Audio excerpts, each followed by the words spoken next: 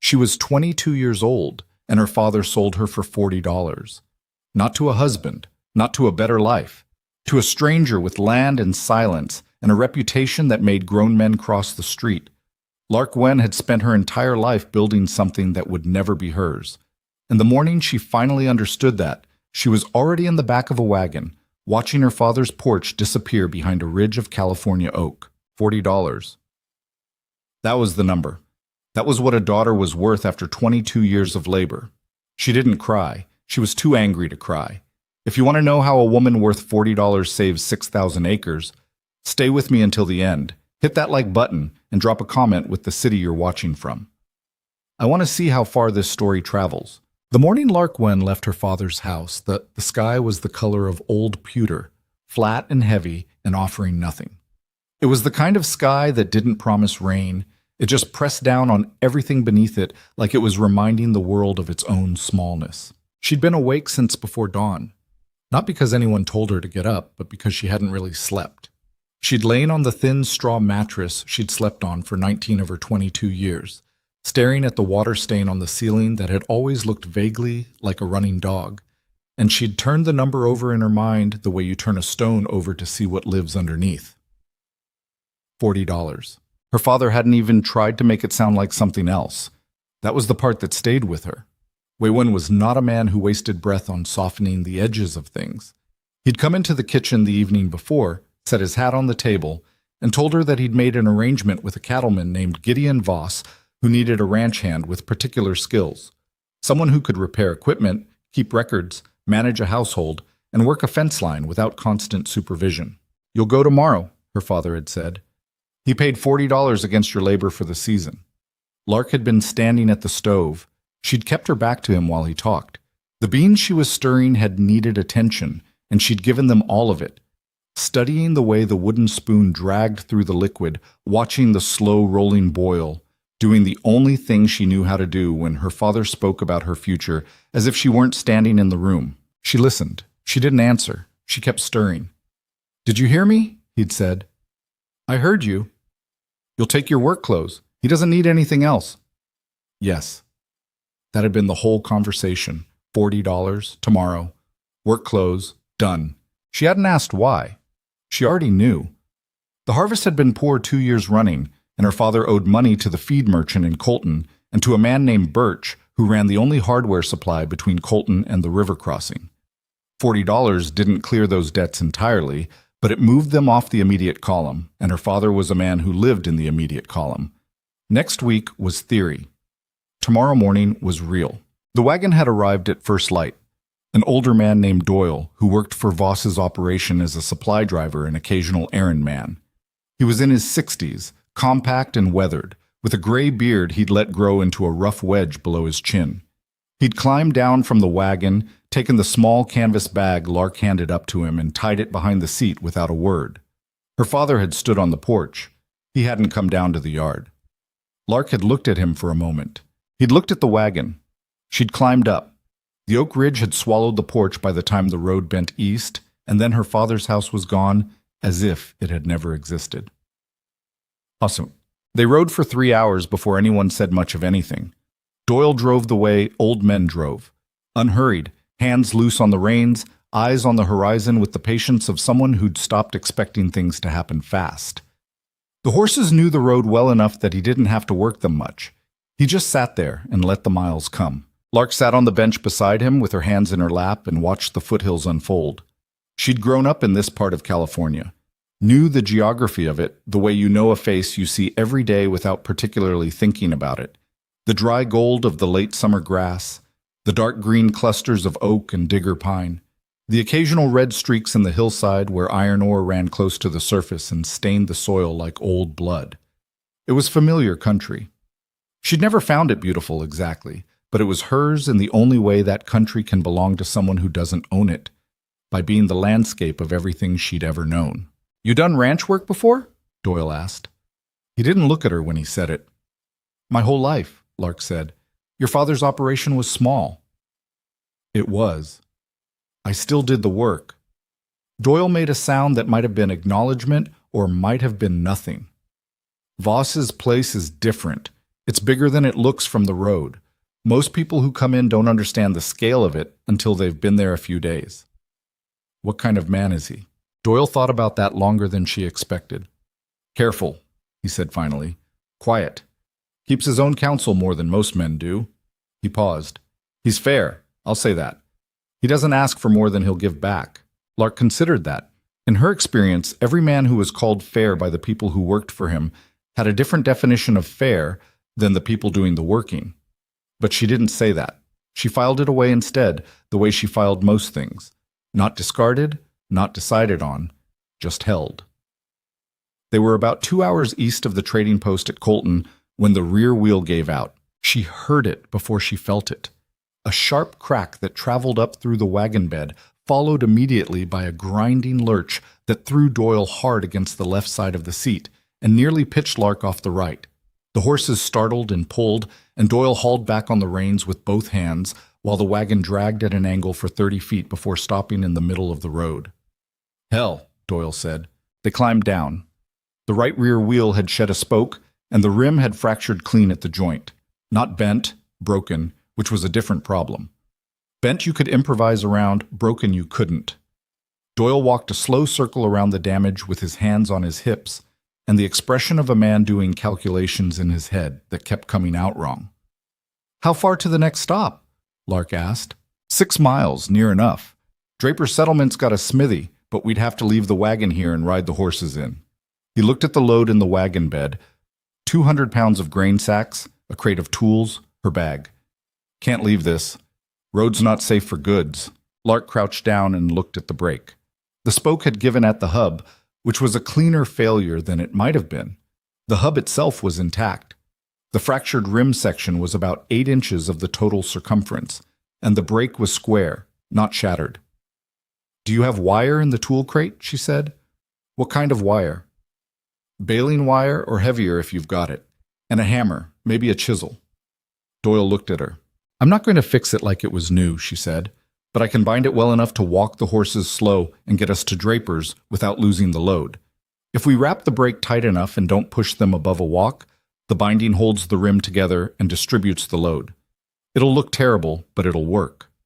You know this from doing it? I know it from having to. Doyle opened the tool crate. He had baling wire, a substantial coil of it, and a hammer and a flat pry bar that wasn't a chisel but would serve. He stood back while Lark worked. She didn't ask for his help, and he had the sense not to offer it condescendingly. When she needed a second pair of hands to hold tension on the wire while she wrapped, she told him what to do, and he did it. The repair took 40 minutes. It was ugly.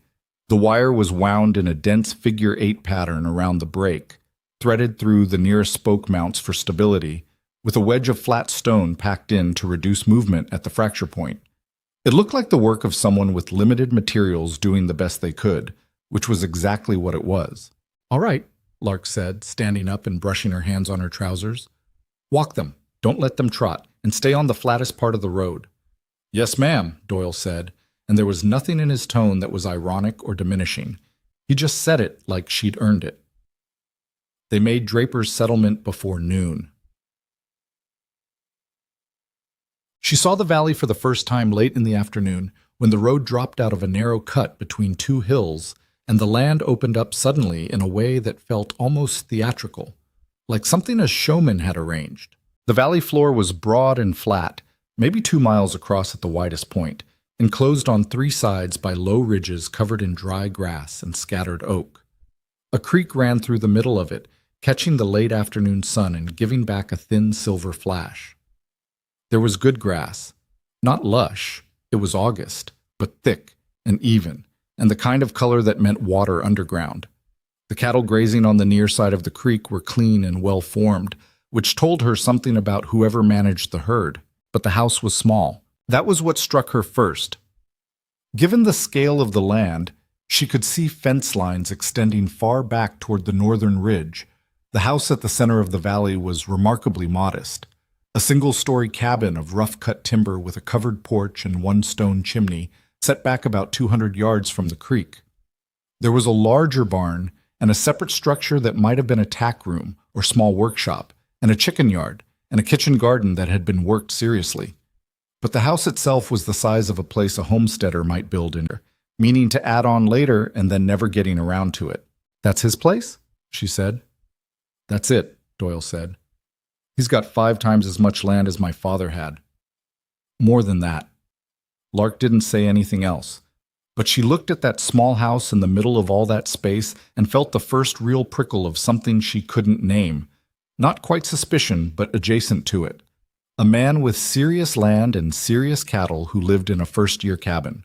A man called Careful, called Quiet, who kept his own counsel. There was a reason for that. She didn't know what it was yet, but there was a reason. Gideon Voss was sitting on the porch when the wagon came up the track. He stood as they pulled in, not hurrying, just rising in the unhurried way he seemed to do everything. He was taller than she'd expected, and thinner, with the kind of lean that came from years of hard outdoor work rather than any shortage of food. His hair was dark and cut roughly, and he had a beard he'd let grow to a point where it was either a deliberate choice or something he'd stopped paying attention to. He was maybe 35, maybe a little older. He had a scar along the left side of his jaw that started near his ear and ran down toward his chin, old enough that it was silver pale against the rest of his weathered face. He looked at the wheel when the wagon stopped. "What happened?" he said to Doyle. "Rim fractured on the Colton Road. She fixed it." He tilted his head in Lark's direction. Gideon Voss looked at Lark. Not at the wheel, not a quick glance. He actually looked at her for a moment, measuring something, she couldn't tell what.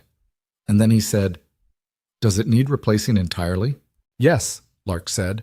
"The repair will hold long enough to get it to a smithy, but the fracture goes through the structural grain. It'll fail again." He nodded. "I know a man in Colton who can do it." He turned to Doyle. "Take the wagon in tomorrow and leave it with Harmon. Tell him I'll settle up end of month." "All right." Gideon Voss stepped off the porch and came to the wagon. He took Lark's canvas bag from behind the seat before she could. She almost said something about that. She was accustomed to carrying her own things, but she stopped herself. It wasn't worth the opening argument. "I'm Gideon Voss," he said, holding the bag. "You're Lark." "Lark when?" "Yes." "You've done ranch work." "All my life." "Your father said you can manage accounts and read survey." "I can read any kind of document. Survey, legal, ledger, whatever wants reading." He studied her again. That same measuring quality. Up close, she could see that his eyes were a dark gray-green, and that they were careful in a way that had nothing to do with coldness and everything to do with attention. This man was paying attention to the world around him in a way that was almost effortful, like a man who'd learned the hard way that inattention had consequences. "I'll show you the place," he said, and turned toward the cabin. She followed. But the cabin was 2 rooms. The main room served as kitchen and sitting area both, with a long table and 4 chairs that hadn't all matched to begin with and matched even less now. There was a cast iron stove that was old but functional, and shelves of provisions along one wall, and a window that looked east toward the ridge. The second room was smaller. It had a narrow bed, a washstand, a wooden box for clothes. "This'll be your room," Gideon said. He set her bag on the floor near the bed. "I sleep in the barn most nights." "In the barn," Lark said. Not a question, more like an echo, because she needed a second to parse it. "There's a room I built off the tack room. It's comfortable enough." He paused. "The cabin belongs to you for as long as you work here. Your space is your space." Lark looked at him. "That's an unusual arrangement." "I suppose. Most men who hire ranch help don't vacate the house. Most men who hire ranch help don't have the arrangements I have." He said it without inflection, stating a fact, not defending anything. "There are things I'll need to explain about this property. Not tonight. Tomorrow. Once you've had a chance to settle. There's more to this situation than I put in the letter to your father." That word, situation, sat in the air between them. "What kind of situation?" she said. He was quiet for a moment. He had a way of pausing before answering that wasn't evasion. It was more like he was deciding how much to give at once. "A complicated one," he said. "One that's been going on for 11 years and hasn't resolved cleanly." He looked at the window. "The valley's worth more than it looks. There are men who want it, and one man in particular who's been working to take it since before my father died." He turned back to her. I need someone who can help me document things properly. Your father told me you had a particular gift for detail. Lark nearly laughed, not at the information, but at the source. Her father, selling her gift for detail along with her labor. It figured. He was right about that, she said. Good. He moved toward the door. There's food in the provisions. Help yourself to what you need. I'll see you at first light. Mr. Voss, she said. He stopped. The $40. My father told you it was for my labor for the season. That's right. I'll work the full season. But I want to know what I'm working toward. Not charity, not a wage that disappears into someone else's pocket. What does the arrangement look like from my end? He stood in the doorway for a moment. The evening light was coming in from behind him, putting his face in shadow, and she couldn't see his expression. At the end of the season, he said, if things go the way I think they might, there's a decision to be made about some property adjacent to the main ranch. Unclaimed workshop building and about 40 acres of bottomland. It belongs to the estate officially, but I've had no use for it. He paused. That's not a promise. It's a possibility. It depends on how things go. With the situation. Yes.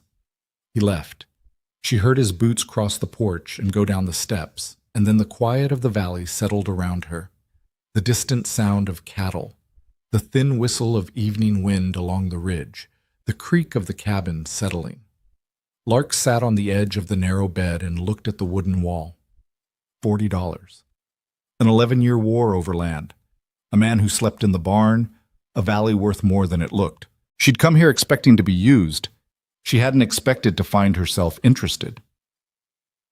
In the days that followed, she learned the ranch the way she learned most things, by working it and paying attention. The cattle herd was larger than she'd estimated from the road. There were 240 head spread across 3 separate grazing areas, managed by a crew of 4 men who kept mostly to the bunkhouse at the north end of the property.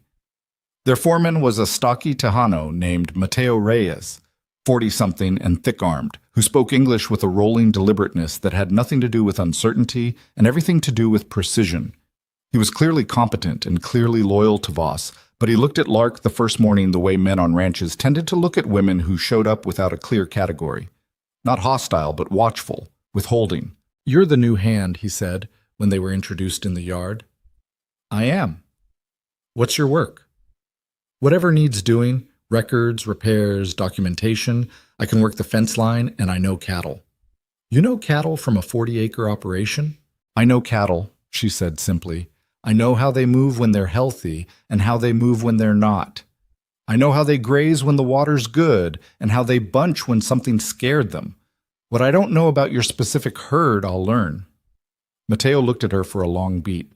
He didn't smile exactly, but something in his face relaxed slightly. Come look at the east herd with me this morning, he said. Tell me what you see. She went. She saw a lot. 3 of the yearlings on the eastern range were moving with a subtle stiffness in their right hind quarters that wasn't characteristic of the others. Not lameness, but tightness, possibly from salt lick imbalance or a stretch of bad grazing. She mentioned it quietly, without making a production of it. Mateo stopped walking and looked at the 3 animals for a long time. I noticed it 2 days ago, he said. Couldn't place it. It might be nothing, but I'd check their mineral intake. He looked at her with a different quality of attention after that. She was not accepted, not in any easy or official way. The 4 crew hands were polite but largely indifferent, the way men on a working ranch tended to be toward anyone whose position wasn't clearly established. But Mateo's slight recalibration mattered. He was the one who set the tone out here, and whatever he decided about her would filter through to the rest. On her 3rd day, Gideon Voss told her about Rufus Crow. They were sitting at the table in the cabin after supper. Lark had cooked, a practical decision since the provisions were there, and Gideon's version of cooking appeared to involve a pot and grim determination. And Gideon had set out a pile of documents on the table. Some were in folders. Some were loose sheets of paper that had been folded and unfolded so many times the creases had worn through. Some were older, written in a different hand, neat, careful script that differed markedly from Gideon's cramped, impatient writing. My father's, he said, indicating the older documents. He was more methodical than I am. Lark pulled the nearest sheet toward her. It was a survey record, hand-drawn, dense with measurements, dated 15 years back. The handwriting was indeed careful, almost architectural. Your father surveyed his own land? He was a surveyor before he was a rancher. He came west from Ohio in '49 and worked surveys for a decade before he put his money into this valley. Gideon poured himself coffee. He surveyed every inch of this property himself, kept records of everything, every boundary marker, every elevation, every water source. He paused. Those records are why we still own this valley, and why a man named Rufus Crowe has spent the last 11 years trying to destroy them. Lark looked up from the survey sheet. Rufus Crowe, Gideon said, came to this part of California about 12 years ago with a substantial amount of money and a willingness to use it in ways that honest men wouldn't. He started buying up land, some of it legitimate, some of it through arrangements I won't call purchases, because the men who signed over their deeds weren't always in a position to say no. He set down his coffee. When he turned his attention to this valley, he found a problem. My father had documented everything too well. The boundaries were clean, the title was clean, there was no ambiguity to exploit. He looked at the pile of papers.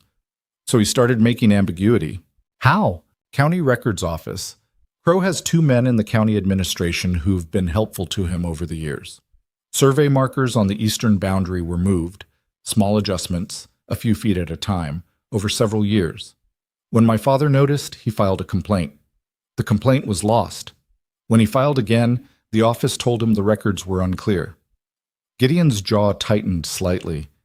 My father died 2 years after that. Heart failure. He was 59, and he'd spent his last 2 years fighting something that should have taken 2 weeks to resolve in any honest county.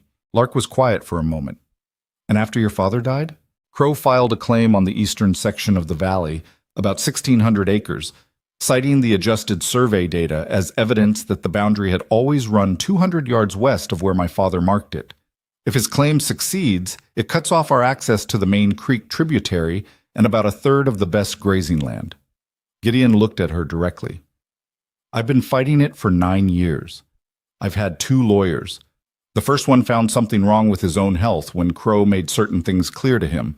The second one retired to Oregon very suddenly. He said it plainly, without drama, which made it worse. I have a third lawyer in Sacramento now, a man named Aldous Firth who Crowe doesn't know about yet. But the case needs documentation, specific documentation, the kind that requires going through years of survey records and cross-referencing them against what's currently recorded at the county and identifying every discrepancy. Which is why you need someone who can read survey, Lark said. Yes. And that's what the $40 was actually for. Gideon met her eyes. Your father told me you were capable of detailed documentation work. He also told me you'd come without questions if he sent you. I don't. He stopped. Started again. I needed someone I could trust with this information, and I couldn't hire from around here. Everyone in this county knows who Rufus Crowe is, and what happens to people who work against him. He paused. I understand if that changes things for you. Lark looked at the pile of documents. 15 years of careful, meticulous work by a man she'd never meet, trying to protect something he'd built from nothing. 11 years of a quiet, battle-scarred man fighting a war in the only way he knew how. Carefully, alone, waiting for the right angle. It doesn't change things, she said. It clarifies them. She pulled the nearest folder toward her and opened it. Walk me through what your father's notation system means, she said. The shorthand in the margins. I can read the survey itself, but his personal notation system, I need to understand the logic of it before I start cross-referencing. Gideon Voss looked at her for a moment with an expression she couldn't quite categorize. It wasn't gratitude exactly. It was more like the look a man gets when he's been bracing for something hard for so long that the unexpected absence of it takes a second to register.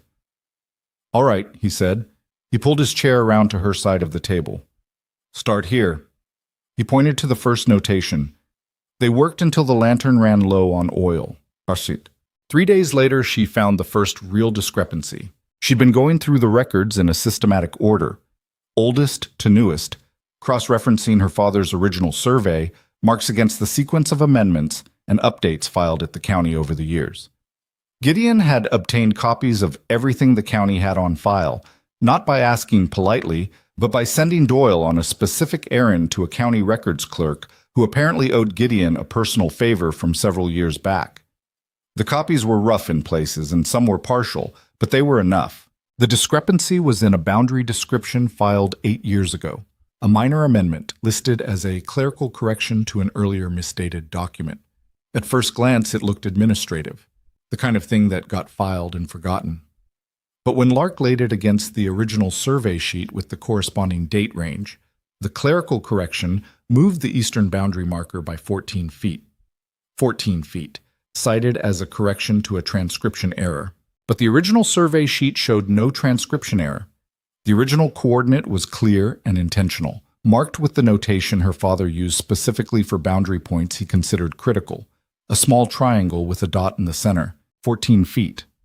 Over a property line of several thousand feet, 14 feet wasn't visible to the eye. But it was the first in what turned out to be a sequence. Over 8 years, through 5 separate filings, each one described as a clerical correction or minor amendment, the boundary had walked 62 feet westward. 62 feet in a straight line along the entire eastern property boundary. The difference between where the boundary had been and where the current county record showed it to be was 1,600 acres. Lark sat back in her chair and looked at the numbers spread across the table. "Gideon," she said. He came from the other side of the room where he'd been reviewing the cattle ledger. He looked at what she'd laid out. She walked him through it.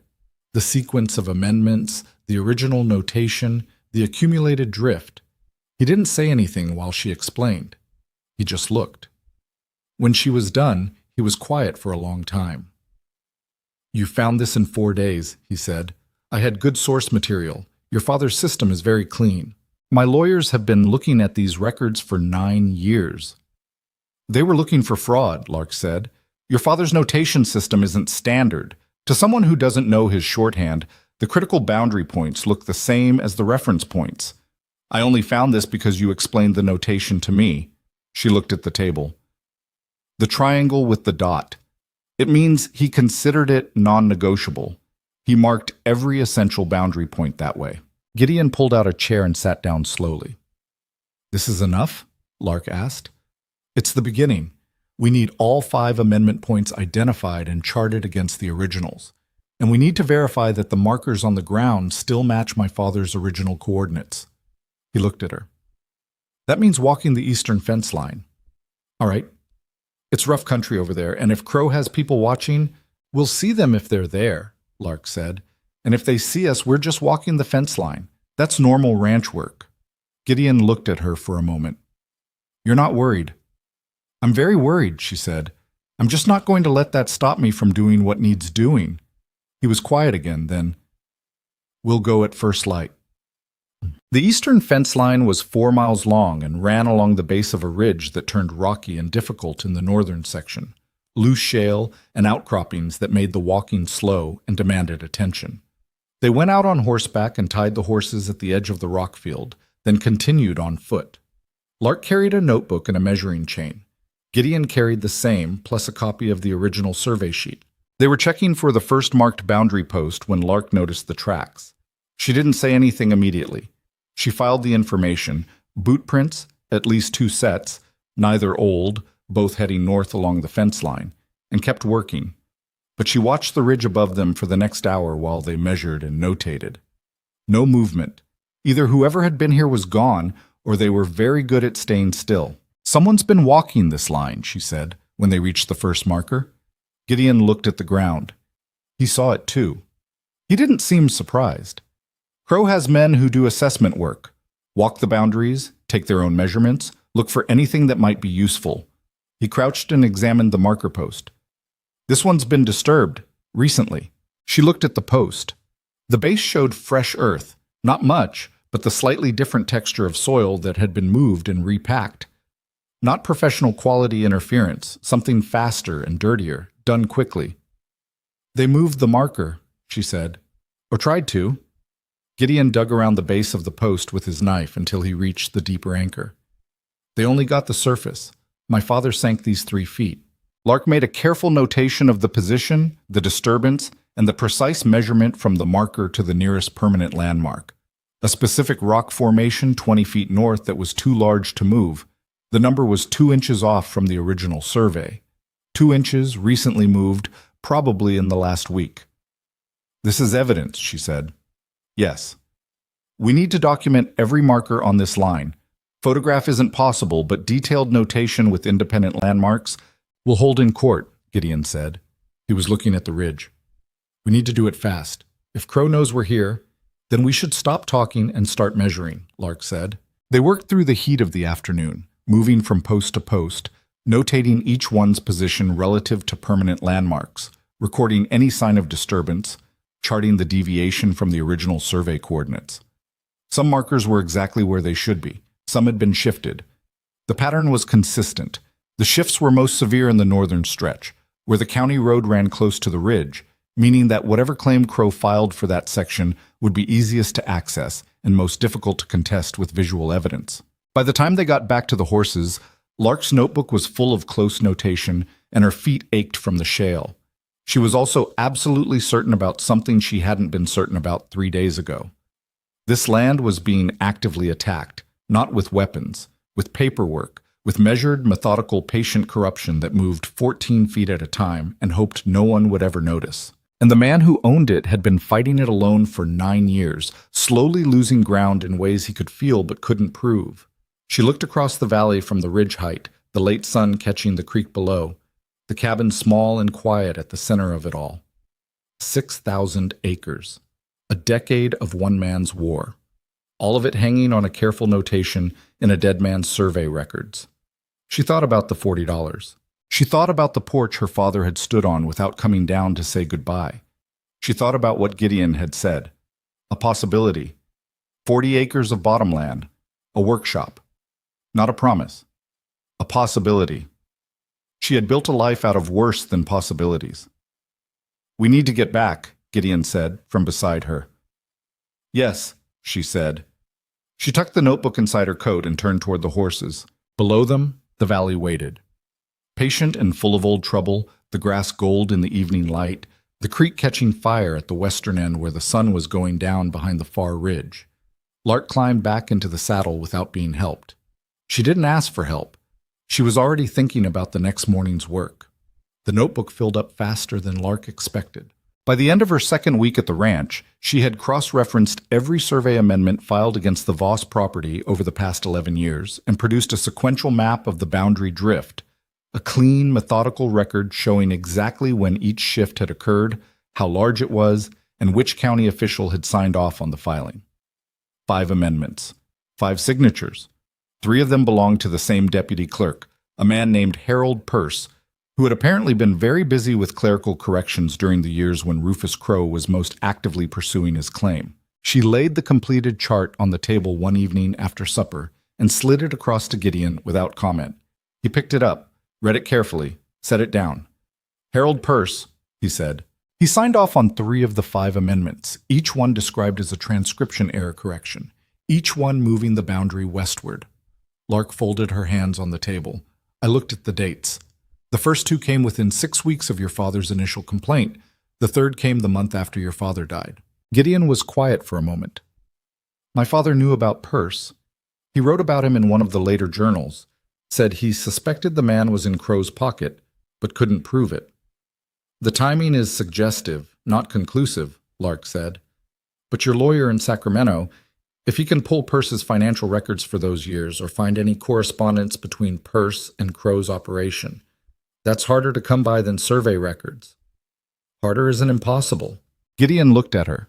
It was the look she was getting used to, that particular quality of attention he gave things he was taking seriously. You've been here 2 weeks, he said. I have. You've done what 2 lawyers couldn't do in 9 years. Your lawyers were looking for fraud. I was looking for your father's notation system. She pulled the chart back toward her and smoothed a corner that had bent. The work was already done. I just found the thread and followed it. He was quiet again in that way he had, that deliberate pause before speaking. I'm going to write to Firth tomorrow. The lawyer. I'll send him the full chart and the fence line documentation. Include the photographs. She stopped. They had no photographs. Include the sketches I made of the marker positions. I was specific about the permanent landmarks. A surveyor can use those to reconstruct the exact deviations. I'll include everything. They sat for a moment in the quiet of the cabin. Outside, the September night had gone cool, and the crickets had started up in the grass near the creek. It was a comfortable sound, actually, though Lark didn't let herself dwell on that. She'd been cataloging small, involuntary comforts for 2 weeks and trying not to put too much weight on them. The way the valley smelled in the morning, cold and green, the sound of the cattle settling at dusk, the particular quality of light that came through the east window at midday and fell across the table in a way that made working through the afternoon documents less of a strain on her eyes. She wasn't here for comfortable. She was here for specific, practical reasons, and she kept that fact at the front of her mind, even when the smaller parts of the place pushed up against it. "I want to look at the journals again tomorrow," she said. "The last 3. Your father mentioned something in the margins of the final one, a reference to a second set of markers he placed after the first complaint. Insurance markers, he called them. I want to find out exactly where." Insurance markers. He expected someone to tamper with the primary posts. He was a methodical man. It would be exactly the kind of thing he'd do: place a second set of reference points somewhere less obvious, record them only in his private journals. Gideon looked at the pile of his father's journals stacked against the wall. There were 9 of them, dense, careful volumes that covered 20 years of the ranch's life. "You think there's a second record of the boundary? I think your father didn't trust the county, and he planned accordingly." Lark stood up from the table. "If the insurance markers exist and we can find them, we don't just have documentation.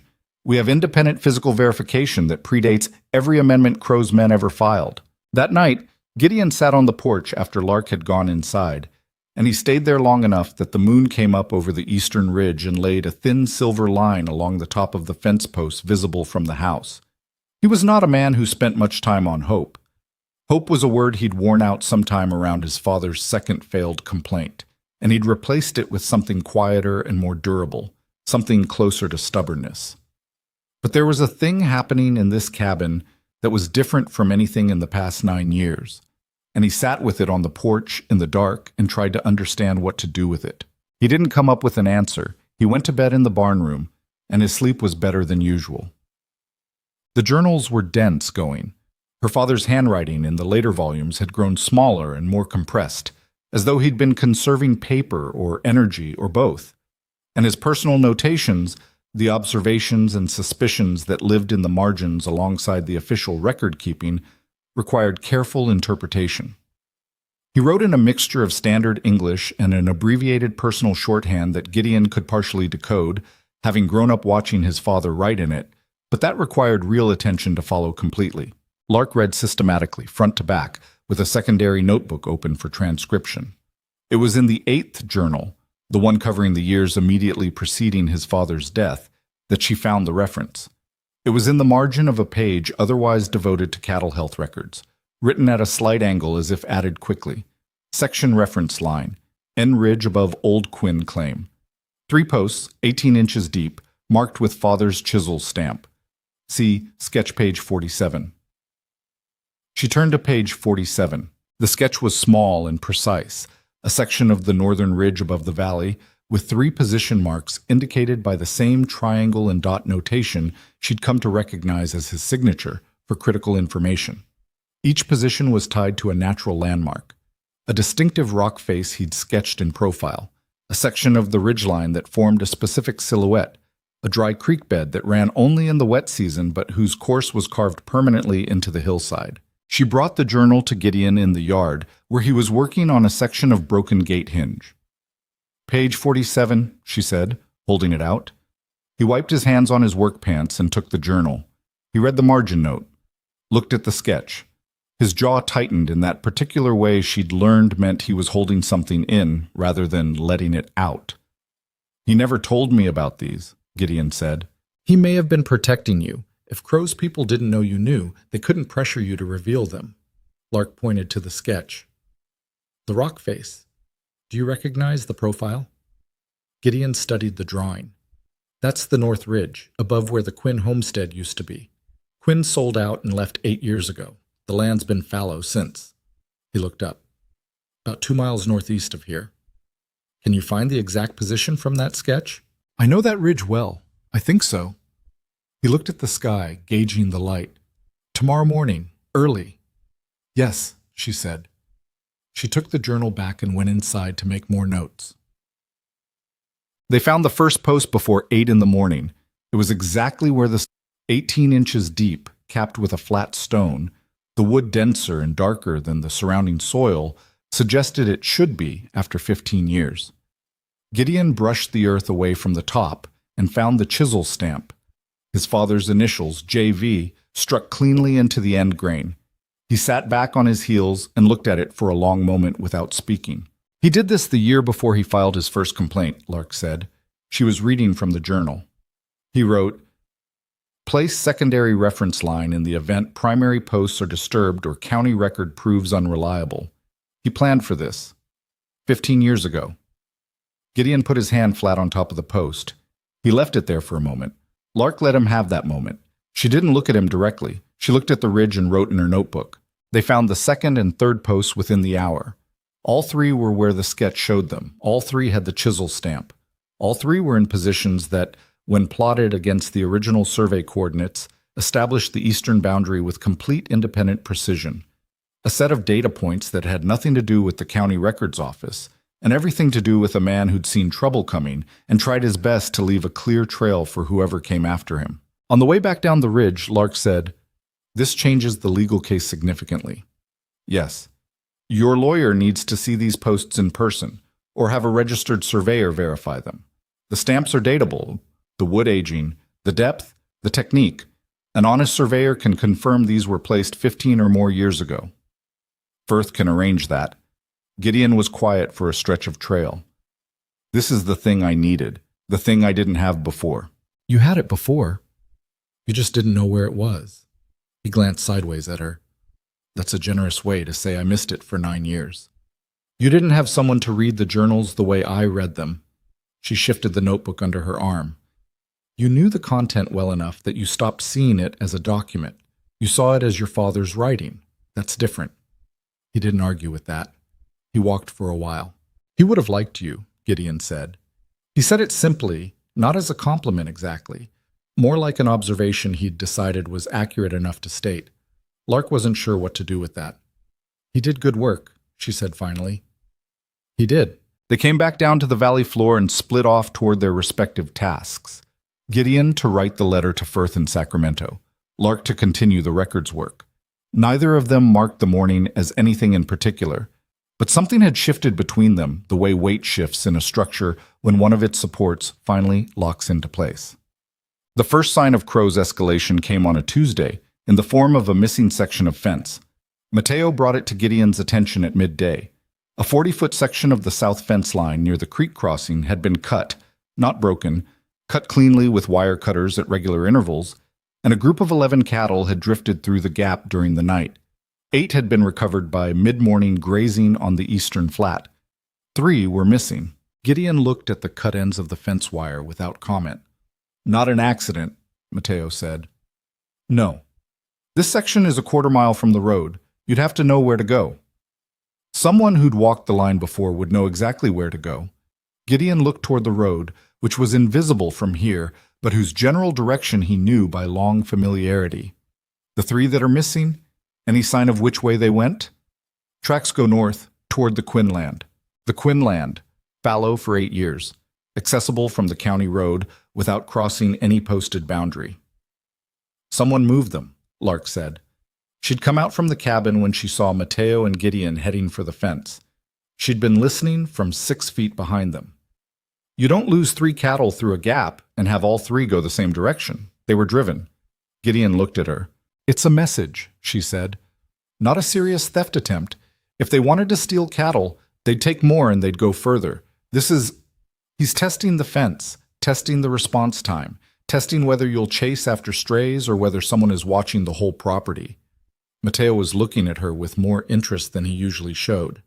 "She's right," he said to Gideon, with no particular reluctance about saying so. "This is a probe." "Repair the fence," Gideon said. "Today. And I want the south line walked every morning from now on." He looked at Mateo. "Quietly. Don't make a production of it." "And the missing cattle?" "Leave them. If someone's got them on the Quinland, riding up there to take them back is exactly what they want us to do." His voice was flat and deliberate. Let Crow think he got something. We'll account for 3 head in the record and let it sit. Mateo nodded and went to organize the repair crew. Lark walked back toward the cabin alongside Gideon. You think this will get worse, she said. It wasn't a question. I think Firth's letter reached Sacramento last week, and I think Crow has someone watching the mail routes who told him something moved. Gideon's voice was even, which was, she'd learned, the most concerning register he had. When something genuinely troubled him, he went very level. He's done this before. When my second lawyer started making progress, things happen.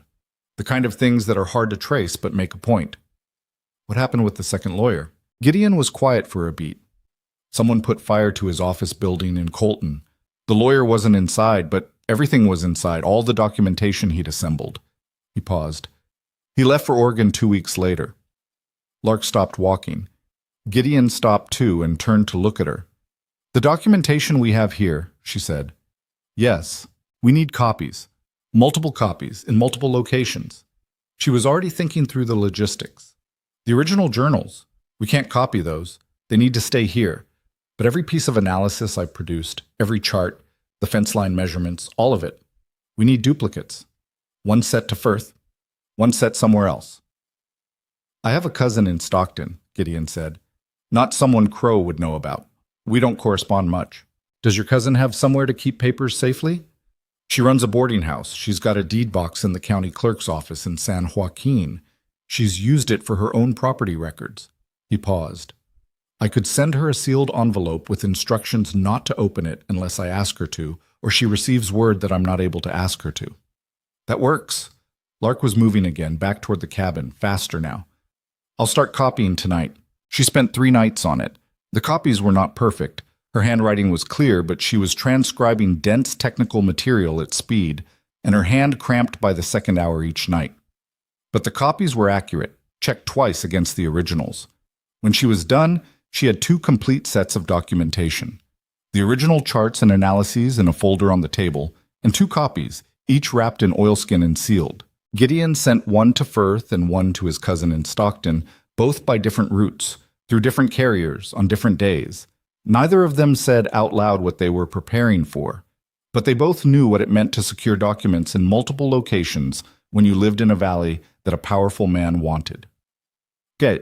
October came and brought the first real cold down from the ridge, and with the cold came a quality of industry that felt right to the season, the kind of work that comes with the closing of one cycle and the preparation for the next. Lark found her place at the ranch in the way that things fall into place when no one is paying particular attention to the falling. She didn't announce herself as competent. She just did competent things, consistently, and the people around her adjusted. Mateo had moved from watchful tolerance to a kind of gruff collegial acceptance. He'd come to her twice now with questions about the cattle records that she'd answered precisely enough that he stopped double-checking her answers. The 4 crew hands had settled into a casual acknowledgement of her presence that, if it wasn't warmth, wasn't the cold shoulder either. The only one she couldn't read was Gideon. He was not a man who gave much of himself easily. She understood that. She was not a woman who gave much of herself easily, and she recognized the underlying logic of it, the careful management of a person who'd been burned by trusting the wrong things too freely. But there were moments when the management slipped slightly, when something more direct showed through. One evening, she was working late at the table when he came in from the barn and saw the lamp still lit and stopped in the doorway longer than was necessary before asking if she needed anything. She said no. He said he'd made extra coffee. She said she'd have some. He brought it and sat at the far end of the table and picked up a ledger he'd been working on, and they sat in the quiet for an hour saying almost nothing, and it wasn't an uncomfortable silence. It was the kind of silence that meant 2 people had stopped needing to fill space to feel safe in it. She noticed that. She filed it in the category of things she was not going to examine too closely. What she did examine closely was the information she was accumulating about Rufus Crow. She hadn't set out to research him specifically, but his name appeared often enough in the county documents and in the older local records she'd been using as reference, that a picture of him assembled itself gradually, the way a face comes into focus in a developing photograph. He'd come to the county 12 years ago from somewhere further south. The documents were vague about the specifics, which was itself suggestive, with money enough to buy 2 existing operations outright and an appetite that didn't stop at 2. He now held title to 11 properties in the county, ranging from small homestead parcels to a 3,000-acre hay operation north of Colton. This valley was the gap in his geography, a piece of land that sat between two of his larger holdings, and that, if he controlled it, would give him unbroken access from the county road all the way to the eastern hills. What struck her about the pattern was not the scale of it, but the method. Every acquisition Crow had made followed a similar shape: period of pressure, boundary dispute, or debt complication. A sale that often looked distressed from the outside, but that the county records recorded as straightforward. Two of the former owners had moved out of the county. One had died in a barn fire that the inquest had declared accidental. Lark copied that last detail into her notebook and underlined it. She was not a woman given to fear in the general sense. Fear required enough safety in your life to have something to lose, and she'd never had enough safety to acquire the habit. But she was a woman who paid attention to information, and the information about Rufus Crow was the kind that required a specific quality of attention, the kind that didn't blink. She wrote up a summary of everything she'd compiled on Crow's acquisition history and put it in the folder with the survey analysis. She didn't show it to Gideon immediately. She needed to think about what it added to the picture and whether it was the kind of thing that would help or the kind that would harden something that was better kept flexible. In the end, she showed it to him on a Thursday afternoon, sitting at the table with the document spread between them and the autumn light coming through the east window in its clean midday angle. Gideon read it the way he read everything, carefully, without rushing. When he was done, he put the pages down flat on the table and looked at the wall for a while. "The barn fire," he said. "I know. The man who died was named Emmett Cole. He had 120 acres adjacent to Crow's North operation. He was the only one in that acquisition sequence who didn't simply sell and move." Gideon's voice was level, very level. "I knew Emmett Cole slightly. He was stubborn, the kind of man who wouldn't move." Lark said nothing. She let that sit. "This doesn't go to Firth," Gideon said. She looked at him. "Why?" "Because Firth is fighting a land case, not a criminal investigation. If I put this in front of him, it changes what we're doing, and it opens doors I don't have the means to walk through safely yet." He met her eyes. "Crow will hear about a criminal complaint before the ink dries on the filing, and unlike a land case, a criminal complaint is something a man like Crow considers personal." Lark thought about that. "You think the land case is safer? I think the land case is what we can win, and winning it takes away what Crow wants most." He paused. "When the land case is done, when this valley is legally and permanently protected, then the rest of it goes where it needs to go." She didn't entirely agree, but she understood the logic, and she understood that it was his call.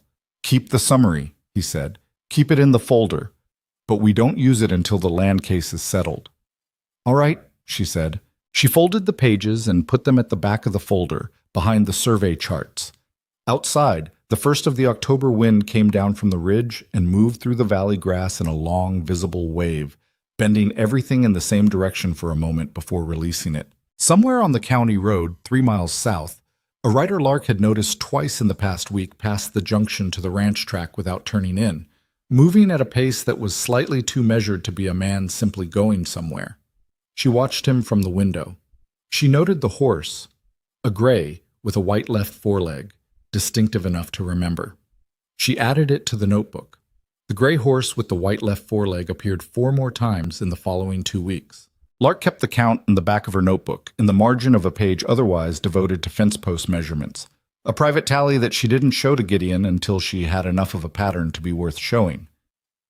The rider never turned in at the ranch track, never stopped, never did anything that could be called suspicious by any official definition of the word.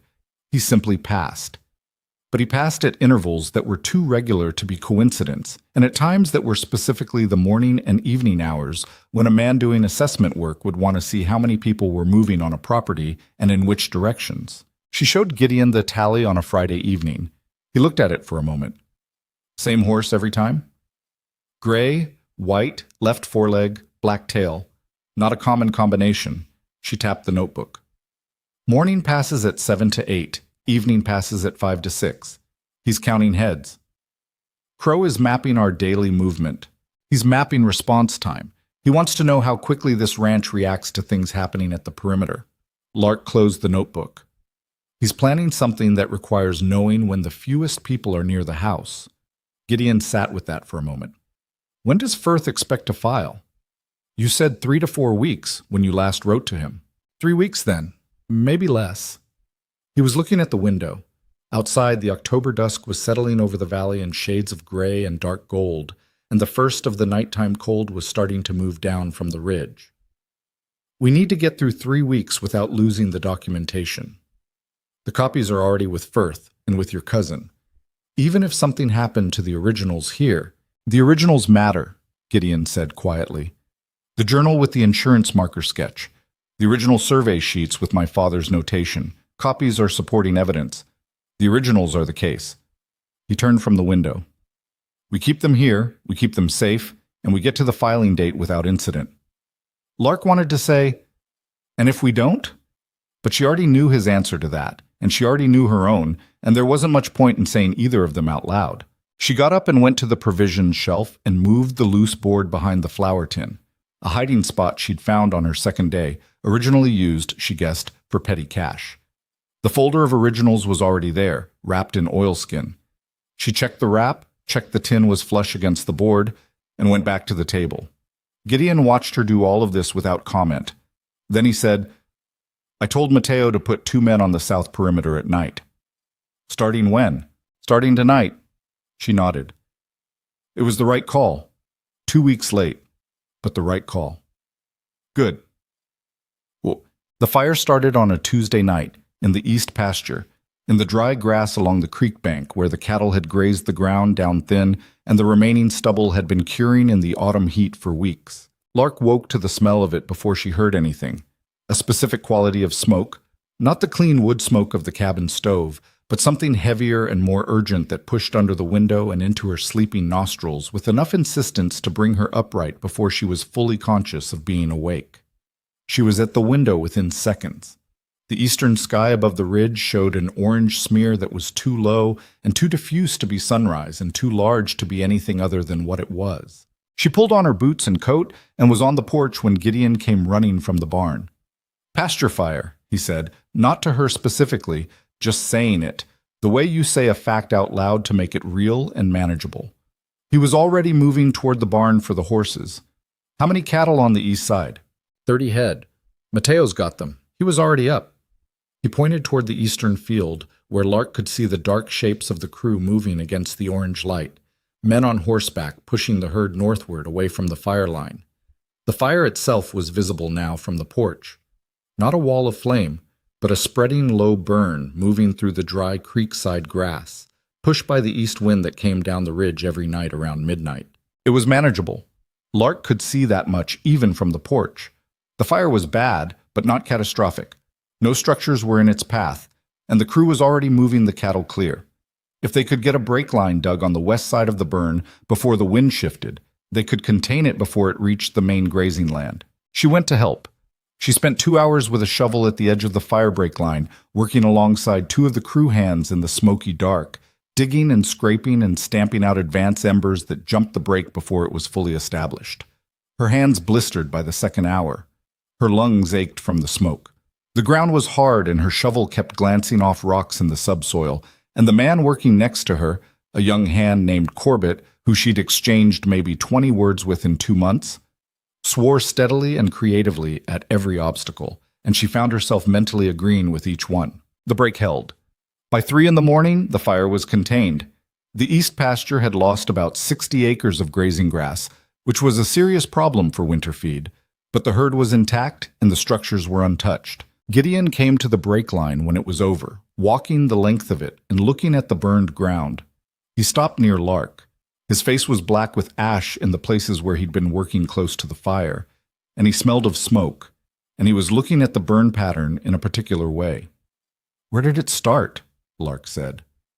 South end of the creek bank, near the crossing. He paused. Mateo says the grass there was cut. The cattle hadn't grazed it. It was standing. Standing grass burns faster and hotter than grazed ground. Someone piled the cut grass. Mateo found a scatter of cut material near the start point. Could be coincidence. Wind picks things up. His voice said he didn't think it was coincidence.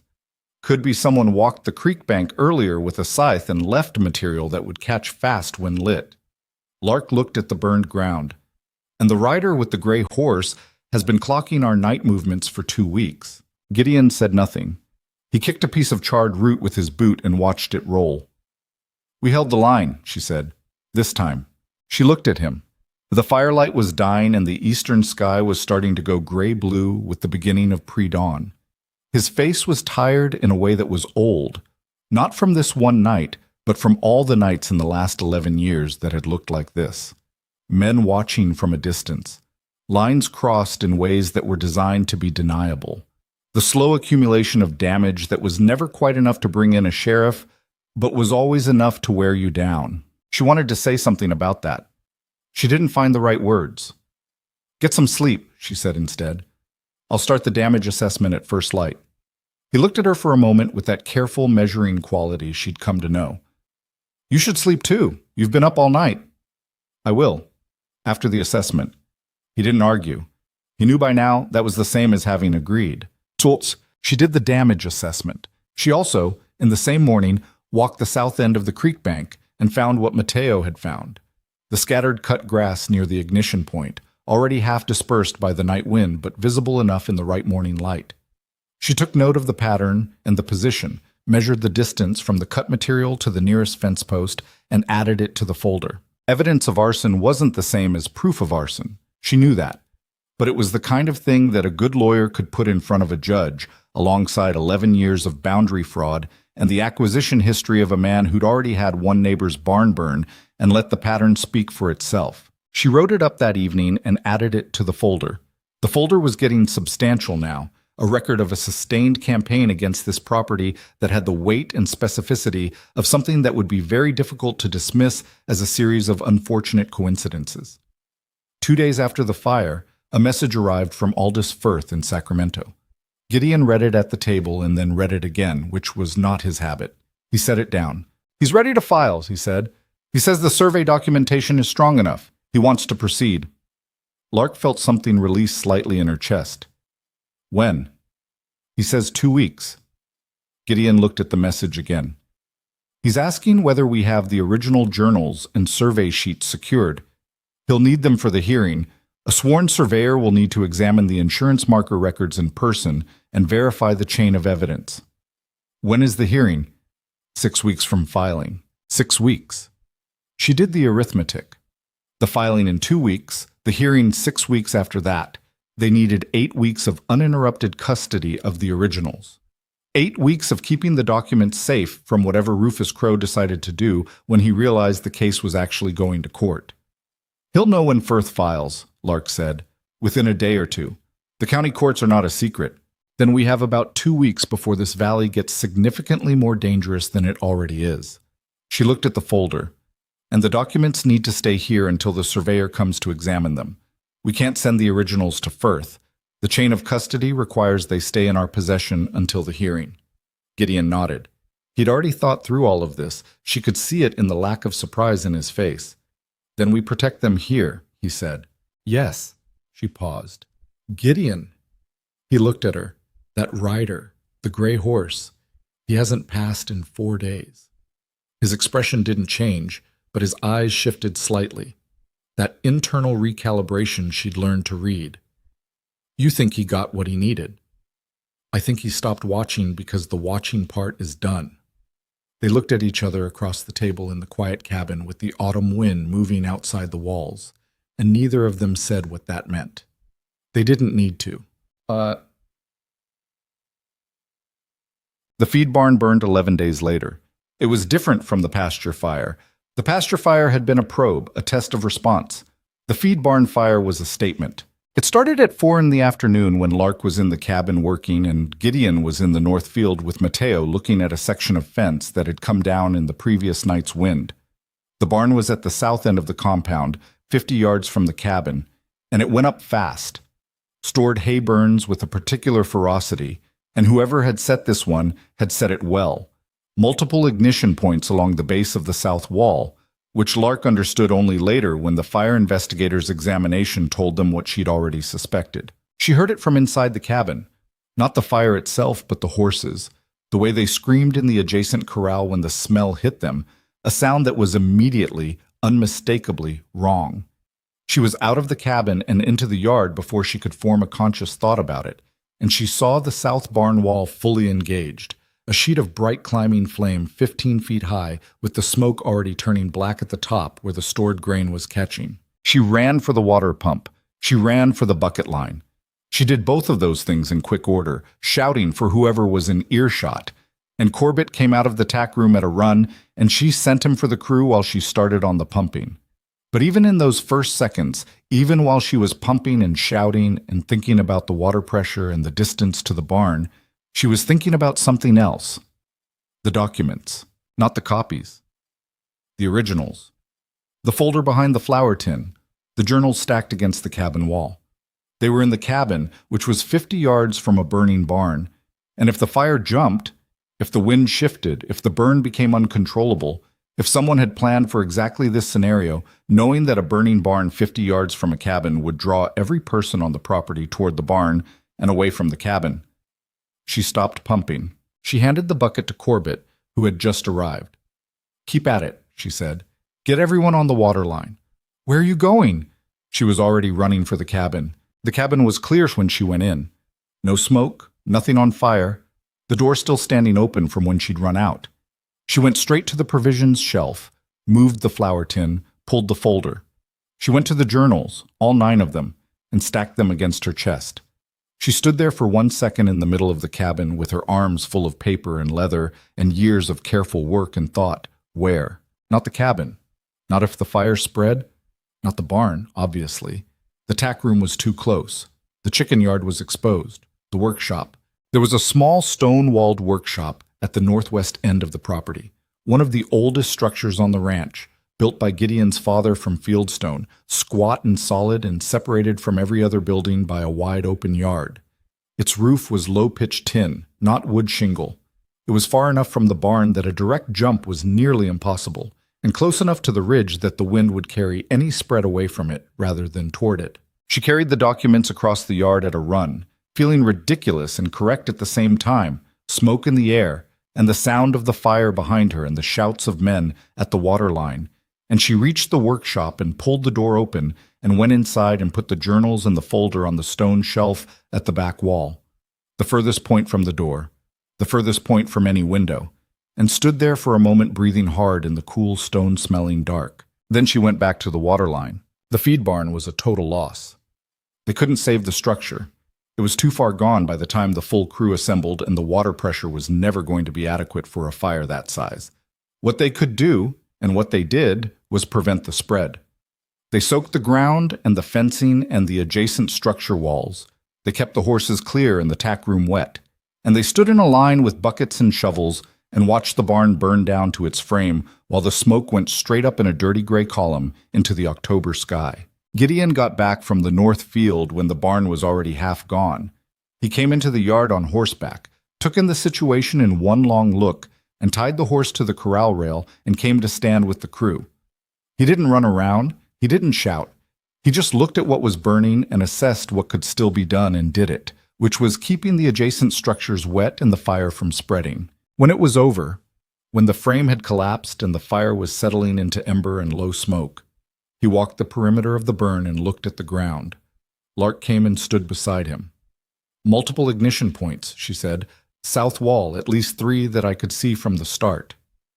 "Yes." He was looking at the base of what had been the south wall, where the fire had burned hottest and longest. "Planned." "Yes." She paused. "Gideon, the documents." He looked at her sharply. "They're in the workshop, the originals, all of them. I moved them when the fire started." She held his eyes.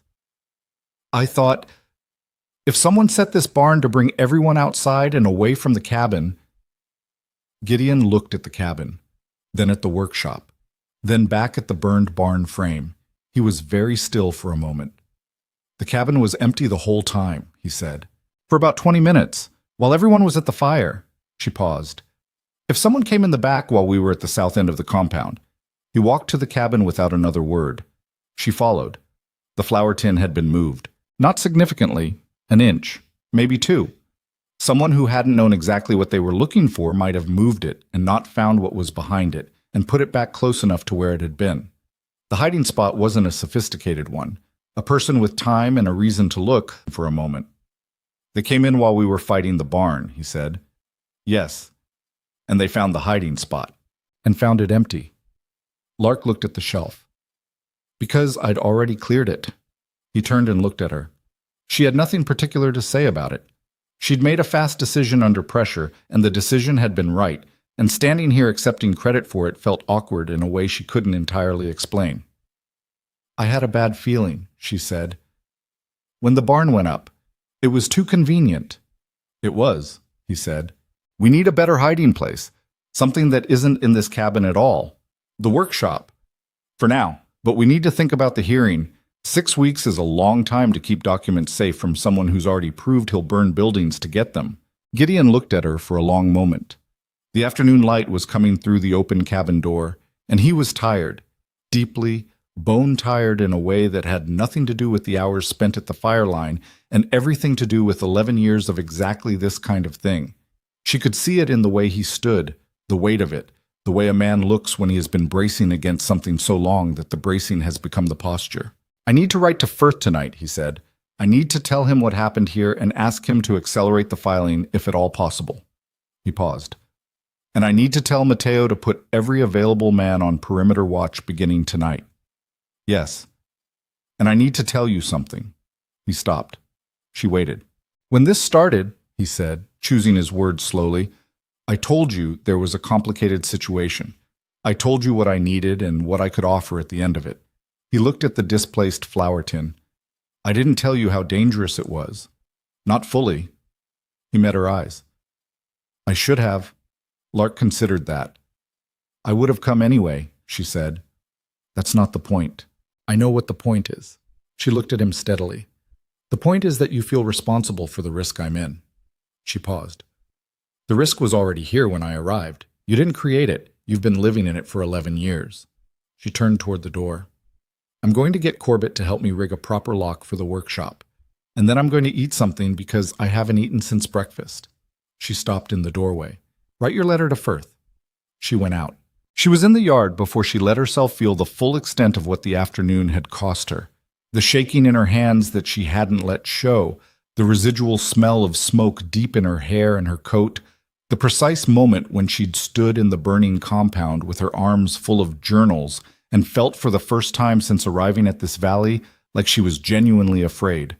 Not for the documents, for this place, for the man who'd been carrying it alone. She pressed her hands flat against her thighs until they steadied, and then she went to find Corbett.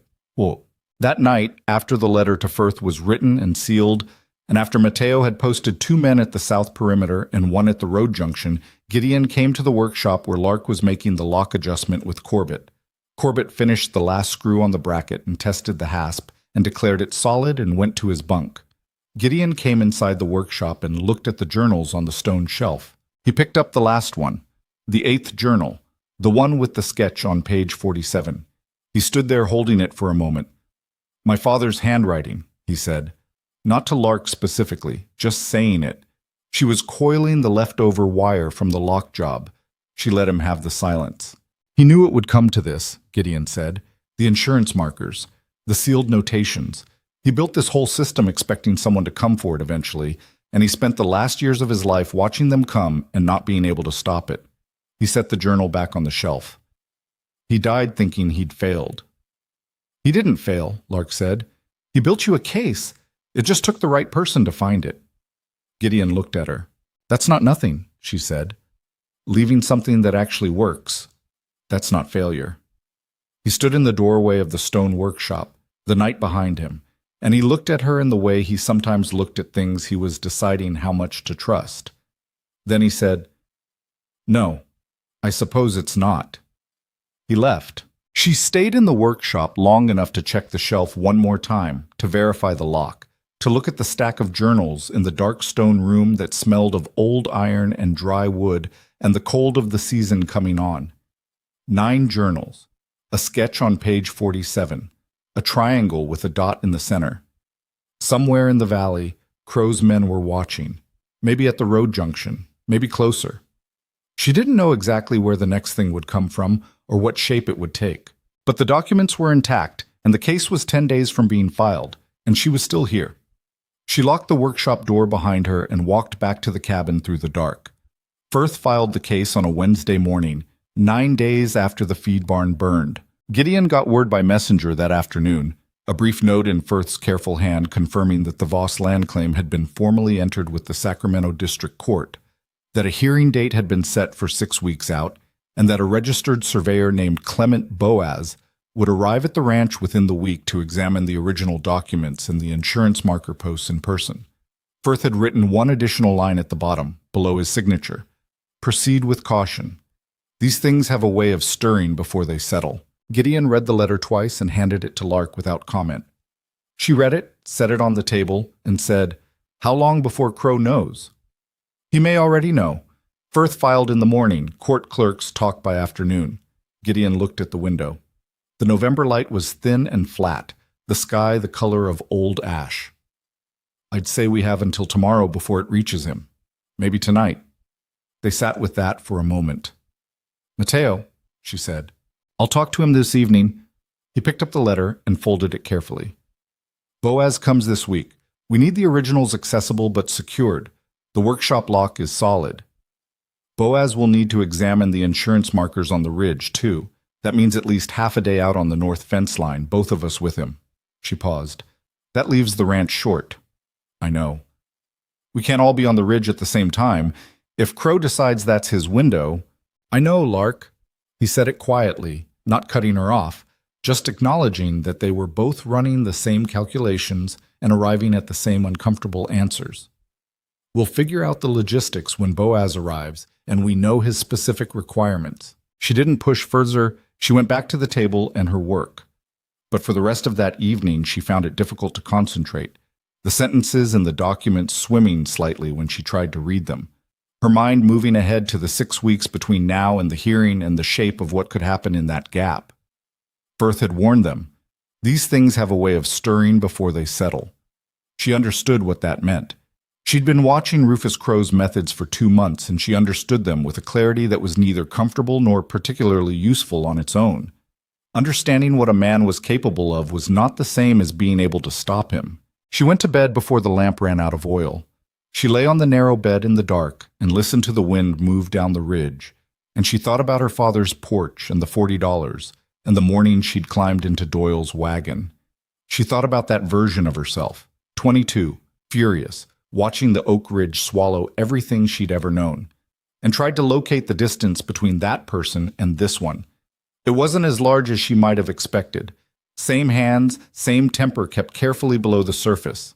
Same stubbornness that her father had called a flaw, and that had kept her working through 3 nights of copying documents by lamplight and 2 hours on a firebrake shovel at midnight. What was different was the 40 acres, the workshop and the bottom land that Gideon had mentioned on her first night. Not a promise, a possibility. She'd kept it at a careful distance in her mind for 2 months, not wanting to build on it because building on possibilities was how you got hurt when they didn't come through. But lying in the dark, she let herself look at it directly for once. The workshop. Stone walls, low ceiling, a long bench along the south wall that she'd examined when she moved the documents and found solid despite its age. The bottom land. She'd seen it from the ridge.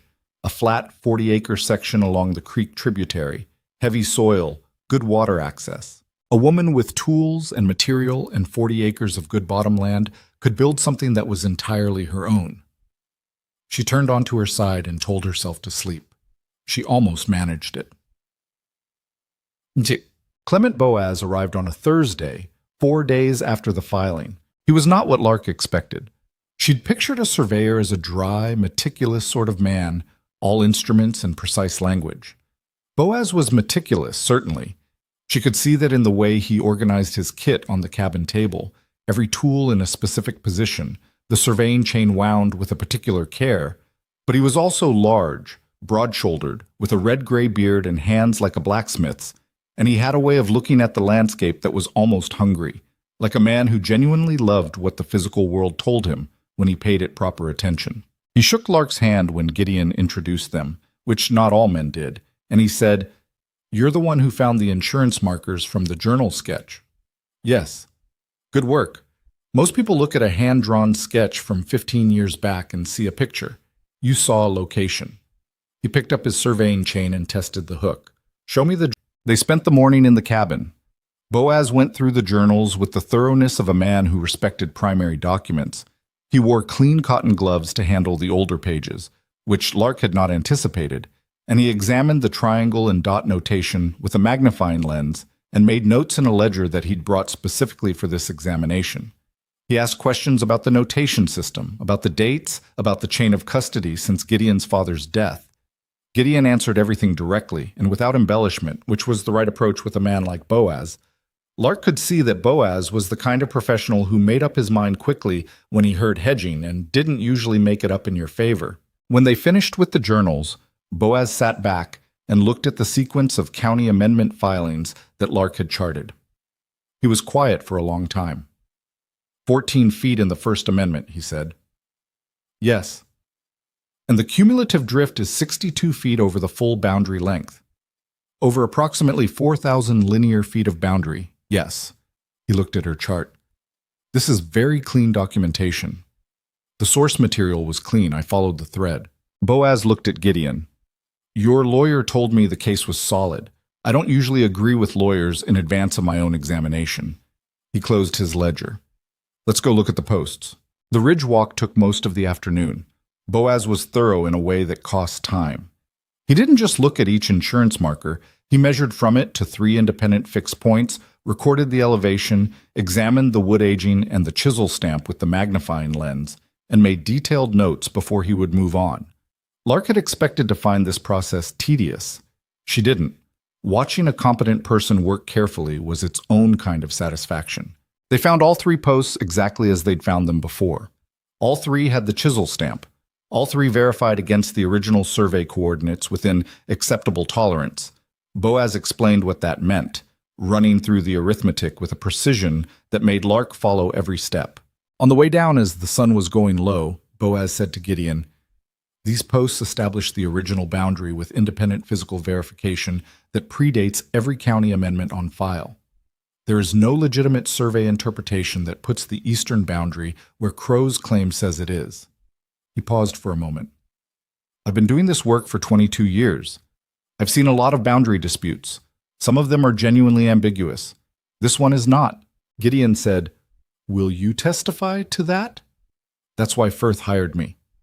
They came back down to the valley as the dark was coming on, and Lark made supper because the cabin had food, and Boaz had been on the road for 2 days, and nobody had eaten since noon. Boaz ate with the directness of a working man and complimented nothing but cleaned his plate entirely, which she considered the better compliment. He left the next morning with his ledger and his notes and his surveying chain wound neatly back on its spool. After his horse disappeared around the road bend, Gideon stood in the yard for a moment. 5 weeks, he said. 5 weeks, Lark confirmed. They went back to work. Thus, the armed men came on a night when the moon was down. It was 3 weeks after Boaz's visit, which put them 2 weeks from the hearing.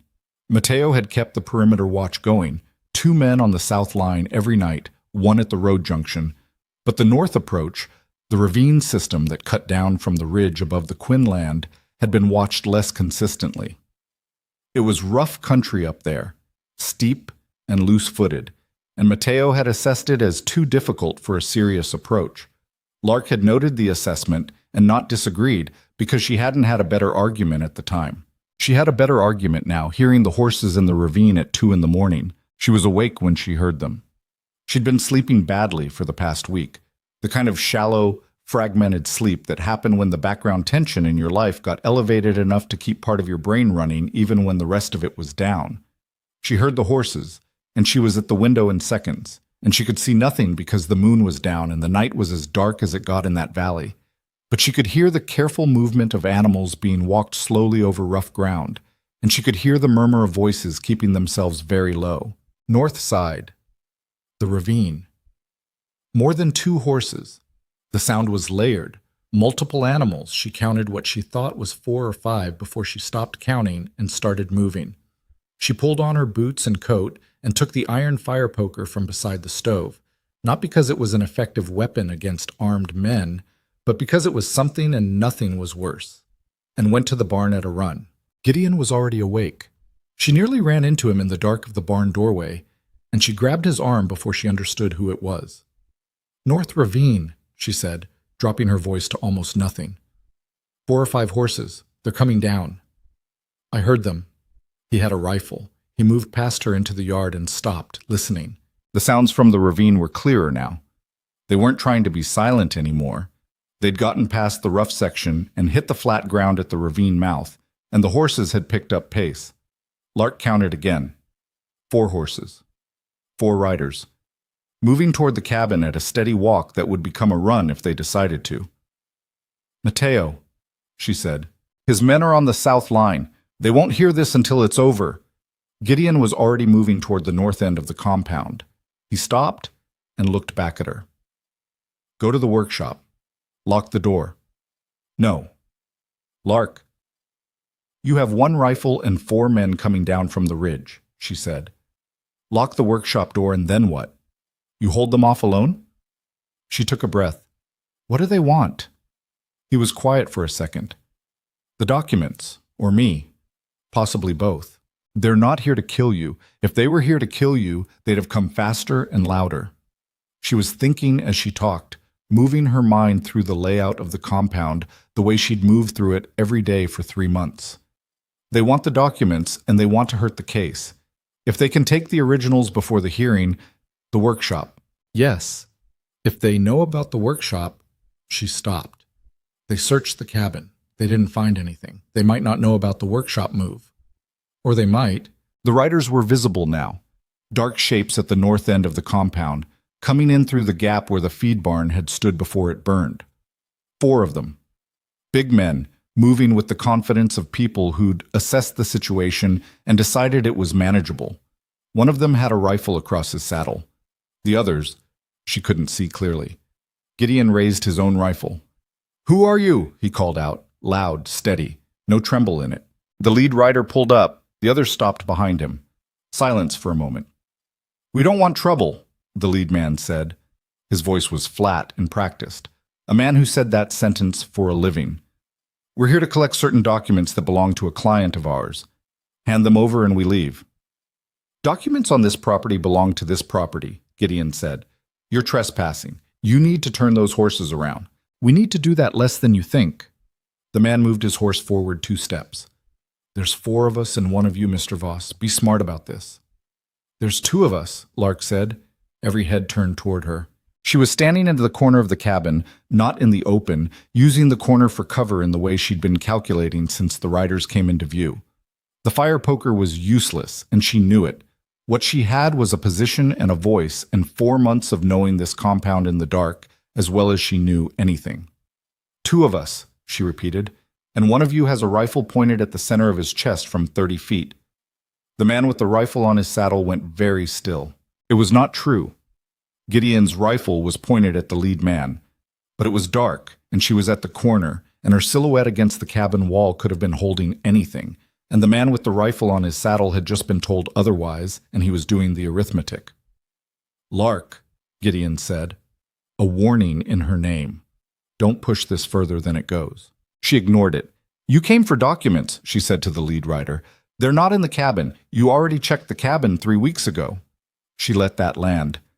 "You set the barn fire as a distraction, and someone came in the back while we were on the fire line. You found the hiding spot empty." She paused. "You still don't know where they are." The lead man's horse shifted. He controlled it without looking down. "Smart woman," he said. He didn't say it as a compliment. "Smart enough to know that what you're doing tonight is assault and armed trespass, and my description of your horses and your faces and your approach route from the North Ravine is going in a letter to the Sacramento District Court tomorrow morning." She paused. "Your employer's name is already in front of a judge. Whatever he's paying you, you should ask yourself whether it's enough to be named in a contempt filing 2 weeks before a hearing." Silence. The man with the rifle on his saddle had moved it off the ready position. She didn't know when exactly he'd done that. She noticed it the way she noticed everything, catalogued it, filed it. The lead man looked at Gideon for a moment, then at Lark. "This isn't finished," he said. "No," Gideon said. "It isn't. But tonight it is. He kept the rifle up. Turn your horses around. Another silence. Longer this time. Lark kept absolutely still at the corner of the cabin, her breathing shallow and controlled, her hands gripping the useless poker behind her back where they couldn't see it shake. The lead man turned his horse. The others followed. They went back the way they'd come, up through the north ravine, the sound of their horses diminishing slowly into the dark, until the only sounds left were the wind and the distant lowing of cattle settling after the disturbance. Gideon lowered his rifle. Lark let out a breath that she'd been holding since she opened her mouth. She came away from the corner of the cabin and stood in the yard, and her legs were not entirely steady, which she would have been mortified to admit to anyone, but which was apparently just what happened after you bluffed 4 armed men in the dark with a fire poker. You told them you had a rifle on the man with the rifle, Gideon said. He looked at her hands. She was still holding the fire poker, which was rather obviously a fire poker. It was dark, she said. He made a sound that was not quite a laugh but was adjacent to it, something she hadn't heard from him before. It was, he said. I need to sit down, she said. Yes, so do I. They went inside. Gideon made coffee because it was 3 a.m. and neither of them was going to sleep now, and the coffee was something to do with their hands. Lark sat at the table and put the fire poker on the floor and looked at the wall. They'll come back, she said. Before the hearing? Maybe. But not tonight, and probably not the same way.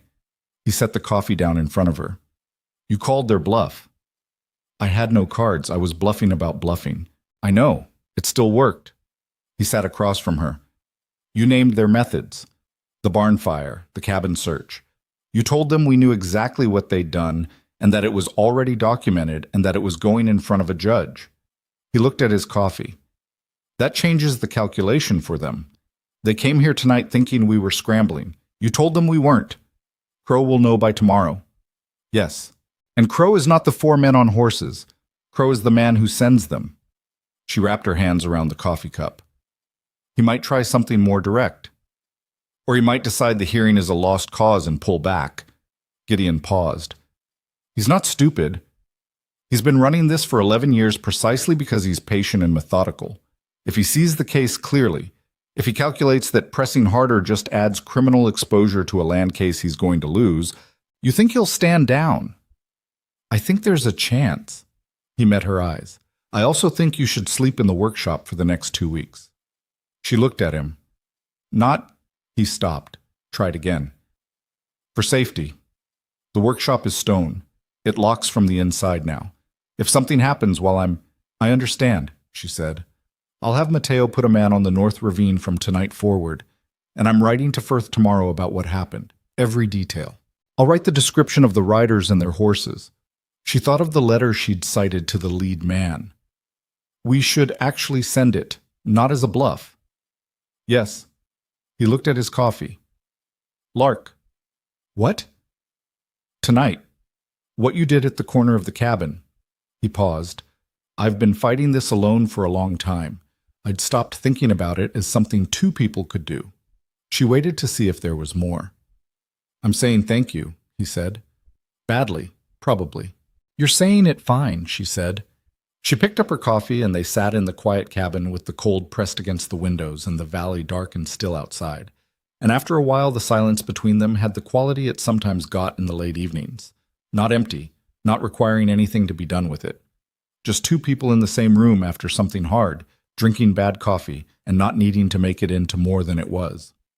2 weeks later, Aldous Firth stood in a Sacramento courtroom and began dismantling 11 years of carefully constructed fraud. Lark was in the gallery. She'd ridden to Sacramento with Gideon and Firth 3 days before the hearing, the original journals and documents in a locked case that Firth had brought specifically for transport. Reinforced wood, brass fittings, a lock he held the only key to. The case hadn't left his possession from the moment she handed it to him. The courtroom was not what she expected from the weight of what it contained. It was a plain room with wood benches and high windows that let in a cold gray November light. The judge was a compact man named Prentice, who had the expression of someone who had heard a great many things that failed to surprise him, and was reserving judgment on whether this would be different. Rufus Crowe was on the other side of the room. She saw him for the first time. He was older than she'd pictured, late 50s, heavy through the shoulders, with a large face that had gone ruddy from years outdoors, and pale eyes that moved around the room with a constant measuring intelligence. He was well dressed without being ostentatious about it, which told her something about how he understood himself. He had two lawyers seated beside him and a third man behind him who was not a lawyer, a compact, watchful figure who she recognized after a moment as the lead writer from the North Ravine. She looked at that man for a moment and then looked away. Firth was methodical. He built the case in layers, the way you build a structure that has to hold weight. Foundation first. He started with the original survey, establishing its provenance and the credentials of the man who'd executed it. Then the notation system, with Boaz's testimony explaining the triangle and dot markers and their significance in professional surveying practice. Then the insurance posts. Boaz again, technical and precise, citing his measurements, his dating assessment, his conclusion that the posts were placed between 15 and 18 years ago in positions that established the eastern boundary with unambiguous precision. Then the amendments. Firth laid them out in sequence, each one dated, each one annotated with Harold Peirce's signature, each one placed against the original coordinates in a visual chart that Lark had prepared. He didn't call it fraud yet. He just showed the sequence. He let the accumulated weight of 5 amendments and 62 feet of boundary drift speak for itself. Crow's lawyers cross-examined Boaz for over an hour. Boaz was unrattled. He answered everything in the same measured technical language he'd used during his examination of the posts, and when the lawyers tried to suggest the dating of the posts was imprecise, he explained the methodology so thoroughly and so accessibly that the judge leaned forward twice to listen more carefully. On the second day, Firth put the fence line documentation into evidence. Lark's measurements, her notations, the disturbed soil around the primary boundary markers, the 2-inch discrepancy she'd measured against the permanent rock landmark. He also put in the chronological record of incidents at the Voss property, the cut fence, the pasture fire, the feed barn, the night visit, as a supplementary exhibit, not as primary evidence of the land claim, but as context for the sustained nature of the interference. Crow's lawyers objected to the incident record. The judge overruled them. She watched Crow's face when the judge overruled. She'd been watching it throughout. It was the face of a man who was very good at not showing things, and for most of the hearing it had been professionally blank. When the judge overruled the incident record objection, something shifted slightly around his eyes. Not panic, not defeat, a recalculation. The look of a man who is running numbers in his head and arriving at answers he doesn't like. The Crow legal team presented their case on the third day. They had the county amendments, the adjusted survey data, the claim filing with its supporting documentation. It was substantial paper. Without the insurance markers and without Lark's cross-reference chart of the amendment sequence, it might have looked definitive. Against those things, it looked like what it was. The judge asked for 1 day of deliberation. They waited in a rooming house 2 blocks from the court. Gideon sat in the chair by the window and looked at the street. Lark sat at the small desk and tried to read, and mostly didn't. Firth went to meet with a colleague and came back in the evening and said nothing substantive, which was either good or bad, and there was no way to know which. The next morning, Judge Prentice read his ruling in 11 minutes. The Voss eastern boundary was to be established in accordance with the original survey, as verified by the independent examination of the insurance markers and the professional testimony of the registered surveyor. All 5 county amendments affecting the boundary description were found to contain material errors and were to be struck from the county record. A referral was to be made to the district attorney regarding the conduct of certain county officials in processing the amendments. The Crow land claim for the eastern section was dismissed with prejudice. Firth allowed himself a small, contained satisfaction. A single nod, the closing of his folder. Gideon sat very still in the gallery bench. Lark was beside him, 3 inches of wood between their elbows. She felt him breathe out, not dramatically, just a long, slow exhale, the kind that a man releases when he has been holding something in his chest for so long he's forgotten the shape of breath without it. She didn't look at him. She let him have it. She looked at Rufus Crow instead. He was already standing, already speaking in a low voice to his lawyers, already performing the posture of a man making plans rather than a man absorbing defeat. His pale eyes came across the room once and found her, not Gideon, her, and stayed for a long moment. She held his gaze. He looked away first. The ride back from Sacramento took 2 days, and most of it passed in a quiet that was different from every other quiet Lark had shared with Gideon in the past 4 months. Before, the quiet between them had been functional. Two people conserving energy for the work ahead, not wasting words on things that didn't need saying. This quiet had a different texture, looser, like a rope that has been holding tremendous tension for a long time and has finally been allowed to go slack, and the rope itself doesn't quite know what to do with the absence of the pull. Gideon rode for long stretches without speaking, looking at the road or the hills or nothing in particular. Lark rode beside him and let him have the silence. She had her own version of it to sit with. The hearing had ended 2 days ago, and she still hadn't fully processed what that meant. Not for the ranch, not for him, and not for the question that had been living quietly at the back of her mind since the first week she'd arrived in this valley. What happens now? They stopped for the night at a way station inn outside of Stockton, a plain 2-room establishment that served food of the adequate and unremarkable variety and had stabling for the horses. They ate at a table near the fire because November had turned genuinely cold in the foothills, the kind of cold that found the gaps in your coat and reminded you it was there. Firth had parted ways with them in Sacramento, heading back to his office with the satisfied efficiency of a man who had done good work and was already thinking about the next thing. Gideon ordered coffee after supper and stared at it for a while. Firth thinks there will be a criminal referral, he said, the district attorney's office, from the judge's referral about the county amendments and purse. You expected that. I expected the possibility. It's different when it actually happens. He turned the cup slowly on the table. Crow will face real consequences, not just losing the land claim, the fraud itself, the methods. He paused. It'll take time. These things always take time, but it'll happen. Lark thought about the compact, watchful man behind Crow in the courtroom, the lead rider from the North Ravine. She thought about the pasture fire and the barn and the displace's flour tin and the way Crow had looked across the courtroom at her before looking away. Good, she said simply. Emmett Cole, Gideon said. The name of the man whose barn had burned 8 years ago, the one who hadn't simply sold and moved. Yes, he didn't say anything else about it. Neither did she. There were some things that didn't become smaller when you talked about them, and the only honest response to that was to acknowledge the weight and carry it appropriately. They finished the coffee and went to their separate rooms, and Lark lay on the inn mattress, softer than her mattress at the ranch, which was not saying much, and looked at the ceiling and thought about the $40. She thought about it specifically and practically, which was the only way she allowed herself to think about money. $40 was what her father had received, not what she'd received. She'd received the season's work, the roof over her head, the food from the provisions shelf, and the possibility that Gideon had mentioned on her first night, a workshop. 40 acres of bottomland, not a promise, a possibility. She needed to know, before she went any further in her own thinking, whether that possibility was still on the table and what its actual terms were.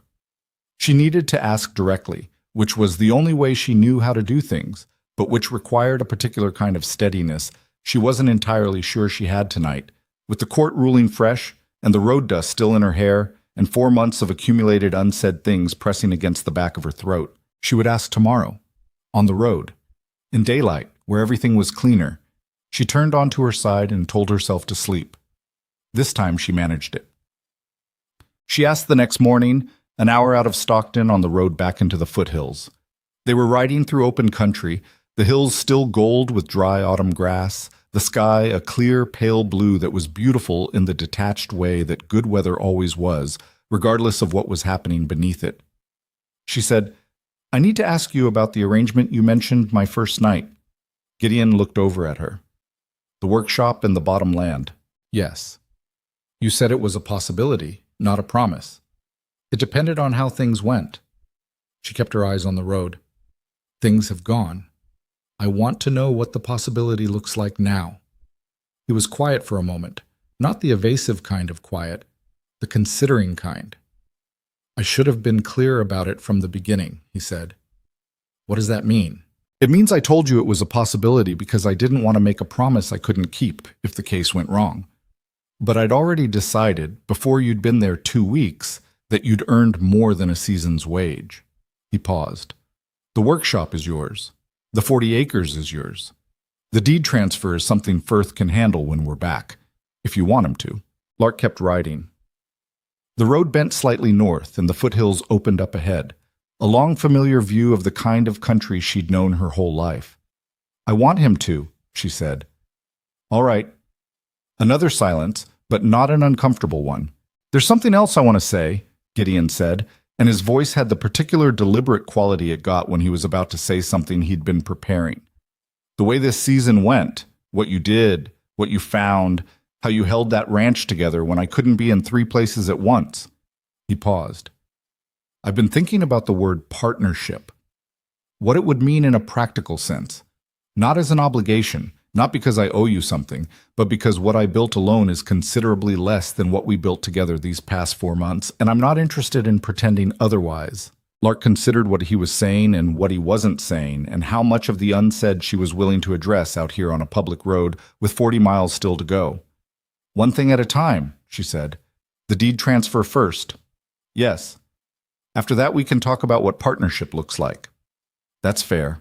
It's not fair, she said. It's practical. I don't make decisions about the future on an empty stomach on a road covered in dust.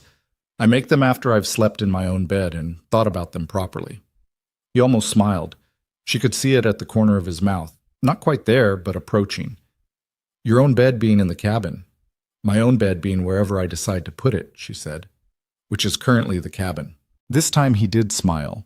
It changed his face more than she expected, made him look younger and less careful, and like someone who'd had fewer reasons to smile than he deserved. She looked at the road ahead and did not examine the warmth that produced in her chest. They reached the valley late in the afternoon of the second day, coming over the familiar ridge where the road dropped and the land opened up in its theatrical way. The broad, flat floor, the silver thread of the creek, the gold grass, the small cabin at the center of it all. Mateo met them in the yard. He had the expression of a man who had been waiting with news he considered significant. What happened? Gideon said, climbing down from his horse. 2 days after you left for Sacramento, Crow's North operation filed for an extension on their water rights. The county clerk's office denied it. Mateo folded his arms. Word got out fast. 2 of the smaller ranchers who'd been having trouble with boundary disputes, both of them got their filings reviewed and corrected within the same week. He paused. I think when the court ruling came through, some people at the county decided it was a good time to start being honest about their records. Gideon stood for a moment absorbing that. Anyone from Crow's operation contact the ranch? No, not directly. Mateo paused again, with the air of someone saving the most significant item for last. But Harold Pearce resigned from the county office the day after the ruling. Nobody's seen him since. Lark was still on her horse. She looked at Gideon. He looked at her. There was nothing satisfying about it exactly. Pearce resigning didn't undo the years. It didn't give back the second lawyer's office in Colton, or the feed barn, or 3 head of cattle, or Emmett Cole. It was just a man deciding that the comfortable position he'd held for years had become untenable, which was a very small accounting for a very large debt. But it was something. The structure Crow had built was losing its supports, one by one, and that process had a momentum to it that was difficult to stop once it started. Good, Gideon said, and went to put up his horse. The deed transfer took 3 weeks to complete. Firth handled it from Sacramento, and there were forms and a county recording and a notarization that required Lark to ride to Colton on a cold December morning and sign her name in front of a clerk who looked at her with the particular blankness of a man trying to work out what category she belonged in, and coming up empty. She signed. She took her copy of the recorded deed. She rode home. Home. She caught the word in her own head about halfway back to the valley and held it up to examine it the way she examined most things, directly, without blinking. She'd been using it for several weeks without noticing. The cabin was home. The valley was home. The workshop, which she'd started cleaning out on the first day back from Sacramento, pulling decades of accumulated tools and junk into the yard and sorting them by what could be used and what couldn't, the workshop was specifically and definitively home in a way that had a different quality from the cabin, because the workshop was hers in a legal and permanent sense that nothing had ever been before. She'd found the workbench under the accumulated debris, long, solid sycamore top, older than most of the other structures on the ranch, and better built than any of them. She'd cleaned it with linseed oil, and it had come back to a warm honey color that had clearly been there all along, waiting. She'd found a set of chisels in a leather roll behind a loose stone in the wall, old but sound, the kind of quality that didn't get made as a matter of course anymore.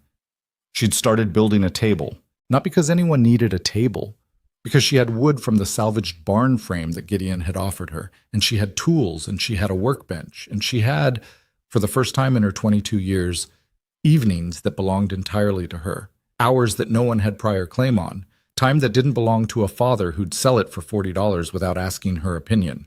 The table was not going to be beautiful. She was good with her hands, but she was learning furniture as she'd learned everything else in her life, from the practical end, with errors, adjusting as she went.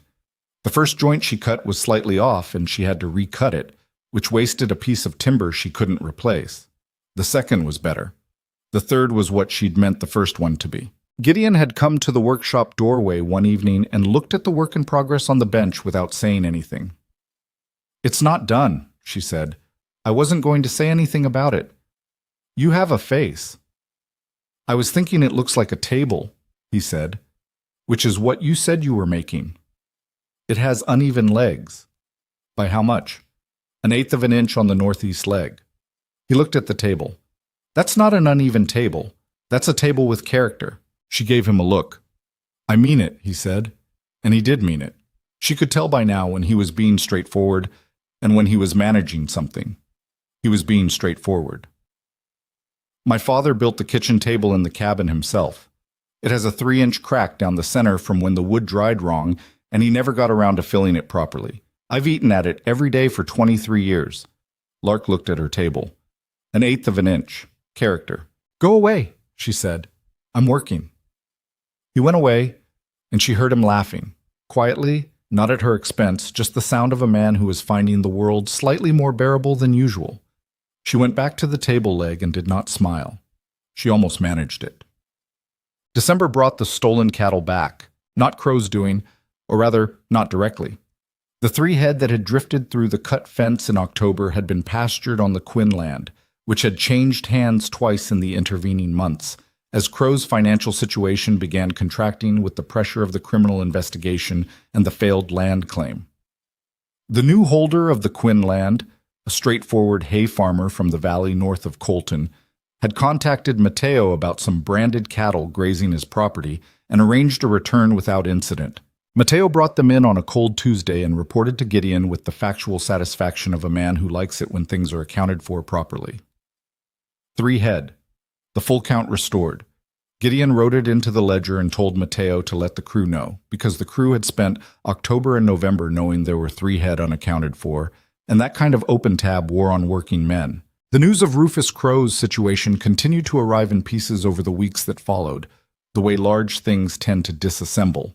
Not all at once, not cleanly, but steadily, and without the possibility of reversal. The criminal referral from the court had been accepted by the district attorney in Sacramento. The investigation was formal now, which meant it had subpoena power and the ability to compel financial records and correspondence that Crow had spent years keeping private. 2 of the men who'd worked closely with him in various capacities came forward in exchange for consideration from the prosecution, a development that Firth reported in a letter that arrived in January with his characteristic restraint, noting only that the investigation appears to be proceeding with considerable momentum. 2 of the smaller operations Crow had acquired under pressure had their ownership situations reviewed. In one case, the original owner was found to still have a viable claim. The legal details were complicated, but the direction was clear. In the other, the original owner had died, but his daughter, a woman in her 40s living in San Francisco, had been located and informed of the situation. The empire, in other words, was coming apart at the seams it had always had. It did not come apart quickly or dramatically. It came apart the way it had been built, methodically, piece by piece, through paperwork and process, and the slow grinding of official machinery finally pointed in the right direction. It was not satisfying in the way that story endings sometimes were, where the villain falls and the falling is complete and visible. Crow was not finished. He was diminished and diminishing, and the road ahead of him was significantly narrower than the one he'd traveled for 12 years. Whether it narrowed all the way to a courtroom and a formal accounting was something the law would determine in its own time. Lark had made her peace with that imperfection. It was not the ending she would have designed if endings were things you could design. But she was a woman who'd spent her whole life working with what was actually in front of her rather than what she wished was there. And what was actually in front of her was this. The land was protected, the fraud was exposed, the case had been won, and the man who'd spent 11 years trying to take this valley was no longer in a position to threaten it. That was enough. Not everything, but enough. In February, she finished the table. She carried it out of the workshop on a cold, clear morning and set it in the yard and walked around it and looked at it from all four sides.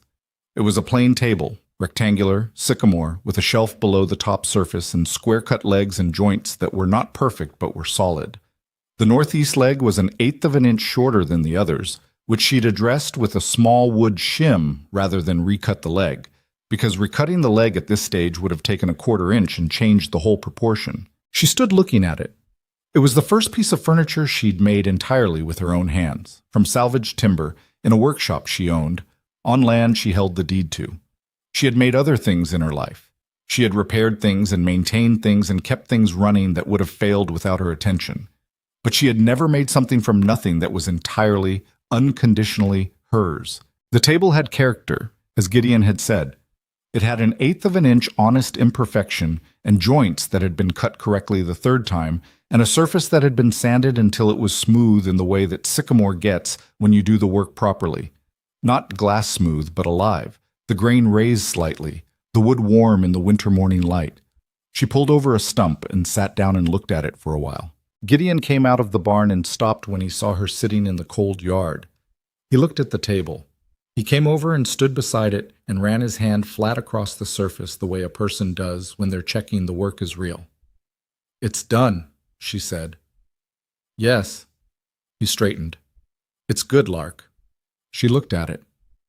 "It's honest," she said. "It's what I know how to do right now. Next one will be better." He sat down on the porch steps so they were roughly the same height. "How many are you planning?" "As many as people will buy. I talked to Doyle last week. He makes supply runs to Colton and to the settlement at Birch Creek. He said the Birch Creek trading post was looking for someone to supply furniture. They've been buying what comes off the freight wagons from the east, and the quality is poor."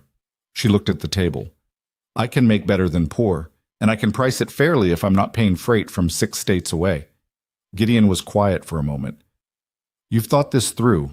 "I've been thinking about it since October." She paused. "The 40 acres along the creek tributary. The bottom land. It's good timber country on the east edge, mostly oak and sycamore. If I'm careful about what I take and how I take it, I can source material without clearing anything that shouldn't be cleared." "It's your land," he said. "You don't need my permission for any of that." "I know I don't." She looked at him. "I'm telling you because it's adjacent to your grazing land, and I don't want you to be surprised by the activity." She paused. "And because we've been talking around the word partnership for 3 months, and I thought you should know what my side of it looks like." He looked at her steadily. "What does your side of it look like?" "A furniture operation that uses my land, my workshop, my materials, and my labor, which grows at whatever pace I can sustain honestly without overextending before I know what I'm doing." She looked at the table again. "And a person who is in this valley by choice, not by arrangement, not because she was sent here for $40. She met his eyes. By choice. Gideon sat with that for a moment. The morning light was moving across the yard as the sun came up over the eastern ridge. The same light she'd watched every morning for 4 months. The same ridge that held the insurance markers his father had set in the ground 15 years ago. A father who'd built something and tried to protect it and died thinking he'd failed. He hadn't failed. He'd trusted the work and left it for someone who could find it. "I'd like to ask you something," Gideon said. She waited. "Not about the partnership. Not about the land or the operation." He was choosing his words with care, which he did when the words mattered. "About whether you want to stay." "I already said I was staying."